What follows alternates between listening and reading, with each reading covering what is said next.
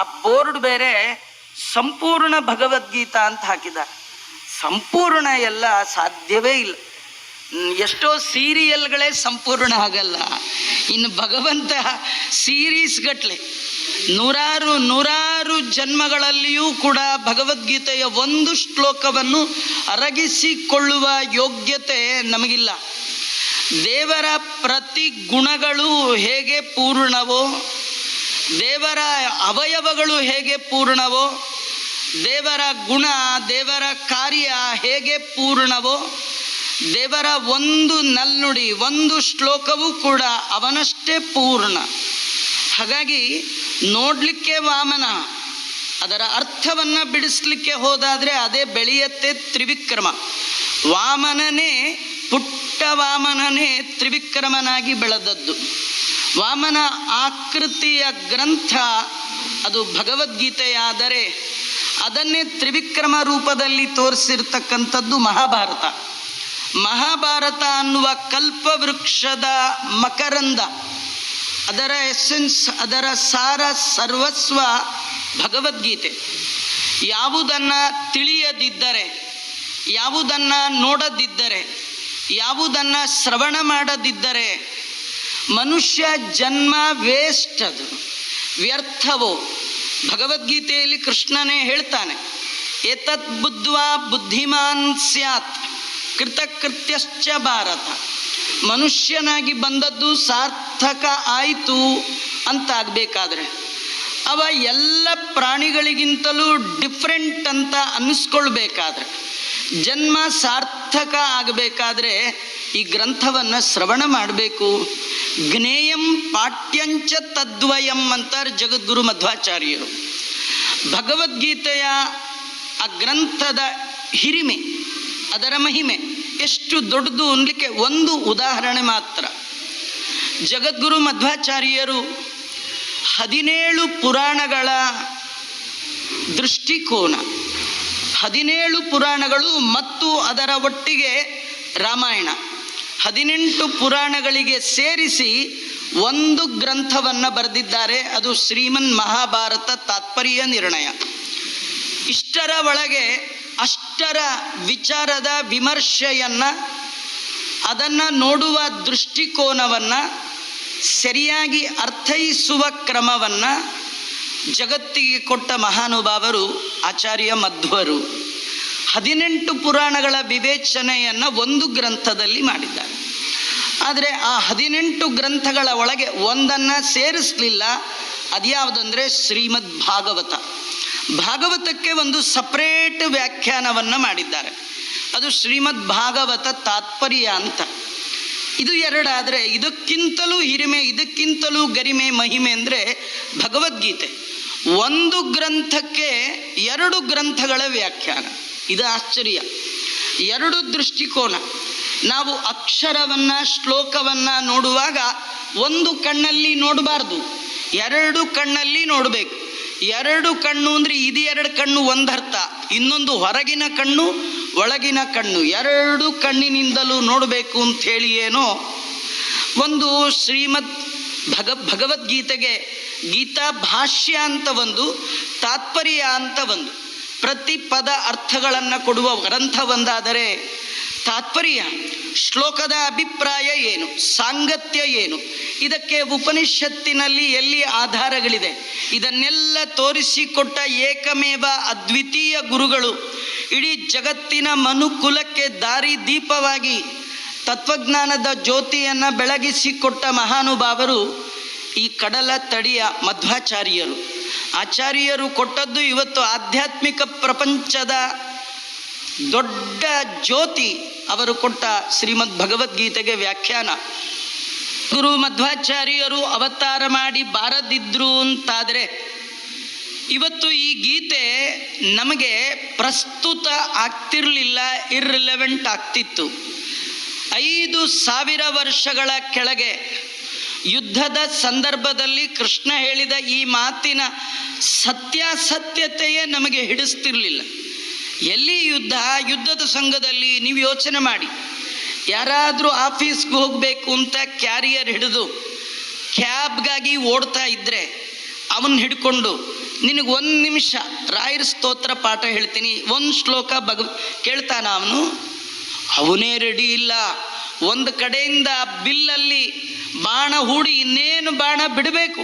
ಆ ಸಂದರ್ಭದಲ್ಲಿ ಭಗವದ್ಗೀತೆ 700ಕ್ಕೂ ಮಿಕ್ಕ ಶ್ಲೋಕಗಳಿಂದ ಭಗವಂತ ಅರ್ಜುನನಿಗೆ ಉಪದೇಶ ಮಾಡಿದ ಅಂದರೆ ನಂಬೋದಾದರೂ ಹೇಗೆ? ಯುದ್ಧ ಕಾಲದಲ್ಲಿ ನಡೆಯುವಂಥದ್ದ ಇದು ಅಂತ. ಹಾಗಾಗಿ ಆ ಭಗವದ್ಗೀತೆಯ ಒಂದು ಪ್ರಾಮಾಣಿಕತೆಯಲ್ಲಿಯೇ ನಮಗೊಂದು ಸಂದೇಹ ಬರಲಿಕ್ಕೆ ಕಾರಣ ಆಗ್ತಿತ್ತು. ಇಂಥ ಎಲ್ಲ ಸಂದೇಹಗಳ ನಿವಾರಣೆ ಮಾಡಿ ಭಗವಂತನ ಮಾತಿನ ಸತ್ಯತೆಯನ್ನು ಜಗತ್ತಿಗೆ ತೋರಿಸಿಕೊಟ್ಟ ಮಹಾನುಭಾವರು ಜಗದ್ಗುರು ಮಧ್ವಾಚಾರ್ಯರು. ಭಗವದ್ಗೀತೆ ಇಡೀ ಜಗತ್ತಿನಲ್ಲಿ ಎಲ್ಲ ಭಾಷೆಗಳಲ್ಲಿ, ಅತಿ ಹೆಚ್ಚು ಭಾಷೆಗಳಲ್ಲಿ ತರ್ಜುಮೆಗೊಂಡಂತಹ ಗ್ರಂಥ ಇದು. ಕೇವಲ ಆಧ್ಯಾತ್ಮ ಗ್ರಂಥ, ದೇವರ ಗ್ರಂಥ, ಮಡಿ ಗ್ರಂಥ, ಪುರಾಣ ಗ್ರಂಥ ಅಲ್ಲ. ನಿಮ್ಮ ಜೀವನ ಶೈಲಿಯ ನಿರೂಪಣೆಯನ್ನು ತೋರಿಸಿಕೊಡುವಂತಹ ಗ್ರಂಥ. ಆಧ್ಯಾತ್ಮಿಕವಾದ ಒಂದು ಅಮರ ಕೃತಿ. ಹೇಗೆ ಭಗವಂತನಿಗೆ ಕೊನೆ ಇಲ್ಲ, ಎಂಡಿಲ್ಲ, ಸಾವಿಲ್ಲ, ಅಂತ್ಯ ಇಲ್ಲ, ಹಾಗೆ ಭಗವದ್ಗೀತೆಗೂ ಅಂತ್ಯ, ಕೊನೆ ಇಲ್ಲ ಅಂತ ವರ್ಣನೆ ಮಾಡ್ತಾ ಇದ್ದಾರೆ. ಗಾತ್ರದಲ್ಲಿ ಮಾತ್ರ ಪುಟ್ಟ ಕೃತಿ, ಹಿರಿಮೆಯಲ್ಲಿ, ಅರ್ಥದ ಬಾಹುಲ್ಯದಲ್ಲಿ ಇದಕ್ಕೆ ಸರಿ ಸಾಟಿಯಾದ ಮತ್ತೊಂದು ಗ್ರಂಥವನ್ನು ಜಗತ್ತು ಕಂಡಿಲ್ಲ. ಅನುಭವಕ್ಕೆ ಹತ್ತಿರದ ಗ್ರಂಥ. ಜೀವನದಲ್ಲಿ ಬರುವ ಎಲ್ಲ ಸಮಸ್ಯೆಗಳಿಗೆ ಸಮರ್ಪಕವಾದ ಉತ್ತರವನ್ನು ಕೊಟ್ಟಂತಹ ಒಂದು ಗ್ರಂಥ ಅಂತಿದ್ರೆ ಅದು ಶ್ರೀಮದ್ ಭಗವದ್ಗೀತೆ. ಮಹಾಭಾರತ ಆಧ್ಯಾತ್ಮಿಕ ಲೋಕದ ಸಾರ್ವಭೌಮ ಗ್ರಂಥ. ಮಹತ್ವಾಚ್ಚ ಭಾರವತ್ವಾಚ್ಚ ಮಹಾಭಾರತ ಇತ್ಯುಚ್ಯತೆ ಅಂತಾರೆ. ಅದರ ಭಾರದಿಂದಲೂ ಶ್ಲೋಕದ ಭಾರ, ಅಕ್ಷರಗಳ ಭಾರ, 1,00,000 ಶ್ಲೋಕಾತ್ಮಕವಾದ ಮಹಾಭಾರತ. ಅರ್ಥದಿಂದಲೂ ಕೂಡ ಮಹತ್ವ ಪಡೆದದ್ದು. ಆದರೆ ಇಡೀ ಮಹಾಭಾರತವನ್ನು ಎಲ್ಲರೂ ತಿಳಿದಿದ್ದಾರೆ ಅಂತ ಹೇಳೋದು ತುಂಬ ಕಷ್ಟ. ಎಲ್ಲರಿಗೆ ಮಹಾಭಾರತ ಪರಿಪೂರ್ಣವಾಗಿ ಗೊತ್ತಿಲ್ಲ. ನಮ್ಗಳಿಗಂತೂ ಗೊತ್ತೇ ಇಲ್ಲ. ನಾವೆಲ್ಲ ಪುರಾಣ ಟೈಮ್ಗೆ ಎಷ್ಟು ಬೇಕೋ ಅಷ್ಟನ್ನು ಮಾತ್ರ ನೋಡ್ಕೊಂಡು ಬರೋರು. ಇವತ್ತು ಎಷ್ಟು ಸೇಲ್ ಆಗತ್ತೆ ಅಷ್ಟು ಮಾತ್ರ ಹೂವು ಕಟ್ಟುವ ಜನ ಇರ್ತಾರೆ. ಹಾಗೆ ಇವತ್ತು ಎಷ್ಟು ಬೇಕೋ ಅಷ್ಟೇ, ಪೂರ್ಣ ಅದರ ಒಳಗೆ ಯಾರಿಗೂ ಪ್ರವೇಶ ಇಲ್ಲ. ಆದರೆ ಸಮಗ್ರವಾದ ಮಹಾಭಾರತದ ಸಾರ ಸರ್ವಸ್ವ ಗ್ರಂಥ ಅದು ಭಗವದ್ಗೀತೆ. ವ್ಯಾಸ ರೂಪದಲ್ಲಿ ಬರೆದು ಕೃಷ್ಣ ರೂಪದಲ್ಲಿ ಉಪದೇಶ ಮಾಡಿತು. ಭಗವಂತನ 2 ರೂಪಗಳು, 2 ರೂಪಗಳಲ್ಲಿ ಗ್ರಂಥಕರ್ತೃವಾಗಿ ವಾಸಿಷ್ಠ ಕೃಷ್ಣ, ಉಪದೇಶಕನಾಗಿ ಯಾದವ ಕೃಷ್ಣ. ಭಗವಂತನ ಮುಖ ಕಮಲದಿಂದ ಬಂದದ್ದು. ಅಂತೆಯೇ ಗೀತಾ ಸುಗೀತಾ ಕರ್ತವ್ಯ ಹಿಮನ್ಯೈ ಶಾಸ್ತ್ರ ಸಂಗ್ರಹೈ, ಬೇರೆ ಬೇರೆ ಶಾಸ್ತ್ರಗಳನ್ನು ಸಂಗ್ರಹ ಮಾಡಿ ಅದರ ಪಾಠ ಪ್ರವಚನ ಮಾಡಿದರೆ ಏನು ಫಲ? ಒಂದು ಗ್ರಂಥವನ್ನು ಹಿಡ್ಕೊಳ್ಳಿ, ಅದ್ಯಾವುದು? ಶ್ರೀಮದ್ ಭಗವದ್ಗೀತಾ. ಅದು ಒಂದನ್ನು ಅಧ್ಯಯನ ಮಾಡಿದರೆ ಅದರ ವಿಶ್ವರೂಪದ ಅಧ್ಯಯನ ಆಯಿತು ಅಂತಾದರೆ ಅದರ ಒಳಗೆ ಇಲ್ಲದ ಶಾಸ್ತ್ರವೇ ಇಲ್ಲ, ಅದರಲ್ಲಿ ಹೇಳದ ಪ್ರಮೇಯಗಳೇ ಇಲ್ಲ, ಅದರಲ್ಲಿ ಉತ್ತರಿಸದ ಪ್ರಶ್ನೆಗಳೇ ಇಲ್ಲ ಅಂತ ಉತ್ಕೃಷ್ಟವಾದದ್ದು ಅದು. ಮತ್ತೊಂದು ಅಂದರೆ ಯಾ ಸ್ವಯಂ ಪದ್ಮನಾಭಸ್ಯ ಮುಖ ಪದ್ಮಾದ್ವಿನಿಸೃತ, ಸ್ವಯಂ ಪದ್ಮನಾಭನ ಮುಖ ಕಮಲದಿಂದ ಹೊರಹೊಮ್ಮಿದಂತಹ ಅತ್ಯದ್ಭುತವಾದ ಕೃತಿ ರತ್ನ ಅಂತ ವರ್ಣನೆ ಮಾಡ್ತಾ ಇದ್ದಾರೆ. सर मुझे अपने बिजनेस के लिए लोन लेना था, पर बैंक वाले बोल रहे हैं कि 20% इंटरेस्ट रेट लगेगा. सर ऐसा क्यों? हाँ, तो अगर आपका क्रेडिट स्कोर 7. ಮಹಾಭಾರತ ಅದರ ಒಳಗಿನ ಭಗವದ್ಗೀತೆಯ ಬಗ್ಗೆ ಒಂದು ಸುಂದರವಾದ ಮಾತಿದೆ. ಸರ್ವೋಪನಿಷದೋ ಗಾವಃ ದೋಗ್ಧ ಗೋಪಾಲನಂದನಃ ಪಾರ್ಥೋ ವತ್ಸಃ ಸುಧೀರ್ಭೋಕ್ತ ದುಗ್ಧಂ ಗೀತಾಮೃತಂ ಮಹತ್. ಸರ್ವೋಪನಿಷದೋ ಗಾವಃ. ಉಪನಿಷತ್ತುಗಳಿಗೆ ಶ್ರುತಿ ಶಿರಸ್ ಅಂತ ಕರೀತಾ ಇದ್ದಾರೆ. ಉಪನಿಷತ್ತುಗಳು ಭಗವಂತನ ಸಮೀಪಕ್ಕೆ ಓದುವವರನ್ನ, ಅಧ್ಯಯನ ಮಾಡುವವರನ್ನ ಕರೆದುಕೊಂಡು ಹೋಗುವಂತಹ ಗ್ರಂಥಕ್ಕೆ ಉಪನಿಷತ್ತುಗಳು ಅಂತ ಕರೀತಾ ಇದ್ದಾರೆ. ಇಂಥ ಉಪನಿಷತ್ತುಗಳೇ ಗೋವುಗಳು. ಸರ್ವೋಪನಿಷದೋ ಗಾವಃ. ಈ ಗೋವಿನ ಹಾಲನ್ನ ಕರೆಯುವವ ದೊಗ್ಧ ಗೋಪಾಲನಂದನ ಕೃಷ್ಣ. ಆ ಉಪನಿಷತ್ತುಗಳಲ್ಲಿ ಅಡಕವಾದ ರಸವನ್ನ ನಮ್ಮ ತನಕ ಬರುವ ಹಾಗೆ ಕರೆದು ಕೊಟ್ಟವ ಕೃಷ್ಣ. ಹಾಲು ಬರಬೇಕಂತಾದರೆ ಕರು ಬೇಕು. ಕರು ಇಲ್ಲ ಅಂತಾದರೆ ಹಸು ಹಾಲು ಕೊಡೋಲ್ಲ. ಅದು ಕ್ರಮ ಅಲ್ಲ. ಏನು ಬೇಕಿಲ್ಲ ಆಚಾರ್ಯ, ಕರು ಬೇಕಿಲ್ಲ, ಇವಾಗೆಲ್ಲ ಮಿಷಿನ್ ಬಂದಿದೆ ಅಂತ ಕೆಲವರು. ಹಾಗೆ ಕ್ರಮ ಅಲ್ಲ ಅದು. ಹಾಗಾಗಿ ಕರು ಹಸುವಿನ ಹಾಲನ್ನು ಕುಡಿಯುವಾಗ ಸ್ವಾಭಾವಿಕವಾಗಿ ಹಸು ಹಾಲನ್ನು ಸ್ರವಿಸುತ್ತೆ. ಆ ಹಾಲು ಉತ್ತಮ. ಹೀಗಾಗಿ ಕೃಷ್ಣ ಉಪನಿಷತ್ತನ್ನುವ ಗೋವುಗಳಿಂದ ಹಾಲನ್ನು ಹಿಂಡುವ ಸಂದರ್ಭದಲ್ಲಿ ಕರುವನ್ನಾಗಿ ಮಾಡಿಕೊಂಡದ್ದು ತನ್ನ ಪ್ರಾಣ ಸಖನಾದ ಅರ್ಜುನನನ್ನ. ಪಾರ್ಥೋ ವತ್ಸಃ. ಕರುವಿಗೆ ಎಷ್ಟು ಹಾಲು? ಹಸುವಿನ ಎಲ್ಲ ಹಾಲು ಕರುವಿಗಲ್ಲ. ಕರು ಕುಡ್ದದ್ದಕ್ಕಿಂತ ಉಳಿದವರು ಕುಡಿಯೋದೇ ಜಾಸ್ತಿ. ಹಾಗಾದರೆ ಆ ಕರೆದ ಮಿಕ್ಕ ಹಾಲು ಯಾರಿಗೆ ಅಂದರೆ ನಮಗೆ ನಿಮಗೆ ಅಲ್ವಾ? ದುಗ್ಧಂ ಗೀತಾಮೃತಂ ಮಹತ್. ಹಾಗಾದರೆ ಬಂದ ಹಾಲು ಯಾವುದದು ಅಂದರೆ ಕೃಷ್ಣನ ಮುಖ ಕಮಲದಿಂದ ಬಂದ ಭಗವದ್ಗೀತೆಯೇ ಆ ಅಮೃತ ಅಂತ ವರ್ಣನೆ ಮಾಡಿದ್ದಾರೆ. ಈ ಭಗವದ್ಗೀತೆಯನ್ನು ಕೇಳುವ ಮೊದಲು ಮತ್ತೊಂದು ಮಾತು ನೆನಪಿಟ್ಕೊಳ್ಬೇಕು. ಇದು ಜೀವನದಲ್ಲಿ ಮಾತ್ರ ಉಪಯೋಗಕ್ಕೆ ಬರುವ ಗ್ರಂಥ ಅಲ್ಲ, ಜೀವನದ ಕೊನೆಗೂ ನೆನಪಲ್ಲಿ ಇರಬೇಕಾದ ಗ್ರಂಥ. ಇನ್ನೇನು ಸಾಯ್ತೀವಿ ಅನ್ನುವಾಗಲೂ ಇದರ ನೆನಪು ನಿಮಗೆ ಬರಬೇಕು. ಯಾಕಂದರೆ ಒಂದು ಮಾತಿದೆ, ಗೀತಾ ಗಂಗೇಚ ಗಾಯತ್ರಿ ಗೋವಿಂದೇತಿ ಹೃದಯ ಸ್ಥಿತೆ ಚತುರ್ಗಕಾರ ಸಂಯುಕ್ತೆ ಪುನರ್ಜನ್ಮ ನ ವಿದ್ಯತೆ. ನಾಲ್ಕನ್ನ ನಾವು ಸದಾ ನೆನಪಲ್ಲಿ ಇಟ್ಕೊಳ್ಬೇಕಾದ್ದು. ಅದರಲ್ಲಿ ಮೊದಲು ಯಾವುದು ಅಂದರೆ ಇದೇ ಗೀತಾ. ಗೀತಾ, ಗಂಗಾ, ಗಾಯತ್ರಿ, ಗೋವಿಂದ, ಈ ನಾಲ್ಕು ನೆನಪಿರ್ಬೇಕು. ಆಚಾರ್ಯ 4 ನೆನಪಿಟ್ಕೊಳ್ಬೇಕೆ? ಇಷ್ಟು ನಮಗಾಗಲ್ವಲ್ಲ. ಸಾಯ್ತಾ ಇರ್ತೀವಿ, ಒಂದು ಹೇಳೋದೇ ಕಷ್ಟ, 4 ಅಂತೀರಿ. ನಿಮಗೆ ನೋಡಿ ಹೇಳ್ತಾರೆ, ನಿಮಗೆ 4 ಹೇಳೋದು ಬೇಡ, ಗಾ ಗಾ ಗಾ ಚತುರ್ಗಕಾರ, ಗಾ ಗಾ ಗಾ ಅಂದರೆ ಸಾಕು, ದೇವರು ನಿಮ್ಮನ್ನು ಗೋ ಗೋ ಗೋ ಅಂತ ಮೋಕ್ಷಕ್ಕೆ ಕಳಿಸ್ಬಿಡ್ತಾನೆ. ಗಕಾರ. ನಮ್ಮ ಪ್ರಾಬ್ಲಮ್ ಏನು ಗೊತ್ತಾ? ಗ ಅಕ್ಷರ 3ನೇದು. ಈ ಕವರ್ಗ ಅಂತ ಅಕ್ಷರ ಮಾಲಿಕೆಯಲ್ಲಿ ಅ ಆ ಈ ಒಳಗೆ ಇದು ಗೊತ್ತೇ ಇಲ್ಲ. ಕೆಲವು ಆ ಈ ಯಾರಿಗೆ ಗೊತ್ತಿರಿ? ABCD ಅಷ್ಟೇ ನಮ್ಗೆ ಗೊತ್ತಿರೋದು. ಆ ಈ ಗೊತ್ತೇ ಇಲ್ಲ. ಅದರೊಳಗೆ ಕವರ್ಗ, ಚವರ್ಗ, ಪವರ್ಗ, ಟವರ್ಗ, ತವರ್ಗ ಹೀಗೆಲ್ಲ ಇದೆ ರೀ. ಅದರೊಳಗೆ ಒಂದು ಲೈನು ಕವರ್ಗ, ಖ ಕ ಖ ಗ ಗ ಞ, ಕ ಖ ಗ ಘ ಞ. ಏನಾಚಾರ್ಯ ಪುರಾಣ ಹೇಳಿ ಅಂದ್ರೆ ಏನೋ ಅಕ್ಷರ ಶುರು ಮಾಡ್ಕೊಂಡ್ರಲ್ಲ. ನೋಡಿ ಅದು ಚೆನ್ನಾಗಿದೆ. ನಾವು ಕಲಿಬೇಕಾದ ಅಕ್ಷರ 3ನೇದು. ಇಹ ಪರ ಜನ್ಮ ಜನ್ಮಾಂತರದ ಪಾಪ ಪರಿಹಾರ ಆಗಬೇಕಾದ್ರೆ 3ನೇ ಅಕ್ಷರ ನೆನ್ಪಿಟ್ಕೊಳ್ಳಿ. ಗ. ಗ ಅಂದರೆ ಗೀತ, ಗ ಅಂದರೆ ಗಂಗಾ, ಗ ಅಂದರೆ ಗೋವಿಂದ, ಗ ಅಂದರೆ ಗಾಯತ್ರಿ. ಈ 4 ಗ ಗ ಗ ಗ ಸಾಕಂತ ಅಂದೇವ್ರು ಫುಲ್ ಕರಿಬೇಡ. ಈಗ ಮನೆಯೊಳಗೆ ಪೂರ ಹೆಸರನ್ನ ಯಾರು ಕರೀತಾರೆ? ಗೋವಿಂದ ಅಂತ ಇಟ್ಟಿರ್ತಾರೆ ಮಗನಿಗೆ, ಗೋವಿ ಅಂದ್ರೆ ಸಾಕು ಬಂದ್ಬಿಡ್ತಾನೆ, ಗೋ ಅಂದ್ರೆ ಸಾಕು ಬಂದ್ಬಿಡ್ತಾನೆ. ವಿಷ್ಣು ಅಂತ ಇಟ್ಟಿರ್ತಾರೆ, ವಿಶ್ ಅಂದ್ರೆ ಅಲ್ಲ ಇವರೇ ಬರೋದಾದ್ರೆ ಭಗವಂತನಿಗೆ ಕಾರುಣ್ಯ ಅಂತೂ ಕಡೆಗಾಲದಲ್ಲಿ ಒಂದು ಅಕ್ಷರನಾರು ಹೇಳಿದ್ರಲ್ಲ ಗ, ಹಾಗಾದ್ರೆ ನಡ್ರಿ ನೀವು ಮೋಕ್ಷಕ್ಕೆ, ಗೋ ಅಂತ ಕಳಿಸ್ಕೊಡ್ತಾರೆ. ನಮ್ಮ ಪ್ರಾಬ್ಲಮ್ 3ನೇ ಅಕ್ಷರದ ತನಕ ಹೋಗಲೇ ಇಲ್ಲ, ಮೊದಲನೇ ಅಕ್ಷರದಲ್ಲೇ ಸ್ಟಾಪ್. ಮೊದಲನೇ ಅಕ್ಷರ ಯಾವುದು? ಕ. ಕ ಅಂದ್ರೆ ಕಾಫಿ. ಕೊಡದೇ ಇದ್ರೆ ಕೂಗೋದು, ಕಿರ್ಚೋದು. ಕೂಗೋದು ಕಿರ್ಚೋದೊಳಗೆ ಕೂತಿದ್ದೀವಿ ವಿನಃ ಕೃಷ್ಣನ ಗೀತೆ ನಮ್ಮ ಬಾಯಲ್ಲಿ ಬರಲೇ ಇಲ್ಲ. ಗೀತಾ ಗಂಗೇಚ ಗಾಯತ್ರಿ ಗೋವಿಂದೇ ತಥಾ. ಒಂದು ಶ್ಲೋಕವಾದರೂ ಗೀತೆಯ ಶ್ಲೋಕ ಅಂತ್ಯಕಾಲದಲ್ಲಿ ನೆನಪಿಗೆ ಬರಬೇಕು. ನಿಮಗೆ ಅಂತ್ಯಕಾಲದಲ್ಲಿ ಯಾವುದು ನೆನಪಿಗೆ ಬರುತ್ತೆ ಗೊತ್ತಾ? ನೀವು ಯಾವುದನ್ನು ಮೇಲಿಂದ ಮೇಲೆ ಕೇಳ್ತಿರ್ತೀರಿ. ಪಾಪದ ಸಾಂಗ್ ಕೇಳಿದ್ರೆ ಅವೇ ನೆನಪು ಬರುತ್ತೆ, ಪಾಪ್ ಸಾಂಗ್ ಅವೇ ನೆನಪಿಗೆ ಬರುತ್ತೆ. ಪುಣ್ಯದ ಸಾಂಗ್ ಕೇಳಿದ್ರೆ ಅದು ನೆನಪು ಬರುತ್ತೆ. ಕೃಷ್ಣ ಹಾಡಿದ ಸಾಂಗ್ ಭಗವದ್ಗೀತೆ. ಇದನ್ನ ಮೇಲಿಂದ ಮೇಲೆ ಕೇಳಿ, ಏನೋ ವರ್ಷಕ್ಕೊಂದ್ಸತಿ ಹೇಳಿಸ್ಬೋದು ಆಚಾರ್ಯ, ಡೈಲಿ ನಿಮ್ಮದೇ ಇಡಿಸೋಕ್ಕಾಗತ್ತಾ? ಡೈಲಿ ಇದೇ ಕೇಳೋಕ್ಕಾಗತ್ತಾ ಅನ್ಬೇಡಿ. ಇಲ್ಲೇ ಬಂದು ಕೇಳಬೇಕು ಹೇಳಿಸ್ಬೇಕಂತಿಲ್ಲ. ಮನೆ ಒಳಗೆ ಯಾವಾಗಲೂ ವಿಷ್ಣು ಸಹಸ್ರನಾಮ ಹಾಕಿರ್ರಿ. ನೀವು ಕೇಳಿದ್ರೆ ಕೇಳಿ, ಬಿಟ್ರೆ ಬಿಡಿ.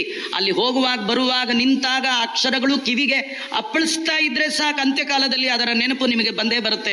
ಹಾಗೆ ಬರಬೇಕಂತಾದ್ರೆ ಯಾವುದನ್ನ ಯಾವಾಗಲೂ ಕೇಳ್ತಾ ಇರ್ತೀರಿ, ಅದು ಬರುತ್ತೆ ವಿನಃ ಎಂದೂ ಕೇಳಲಾರದ್ದು, ಎಂದೋ ಒಂದಿನ ಕೇಳಿದ್ದು ಎಂದೆಂದಿಗೂ ನೆನಪಿಗೆ ಬರಲಿಕ್ಕೆ ಸಾಧ್ಯ ಇಲ್ಲ.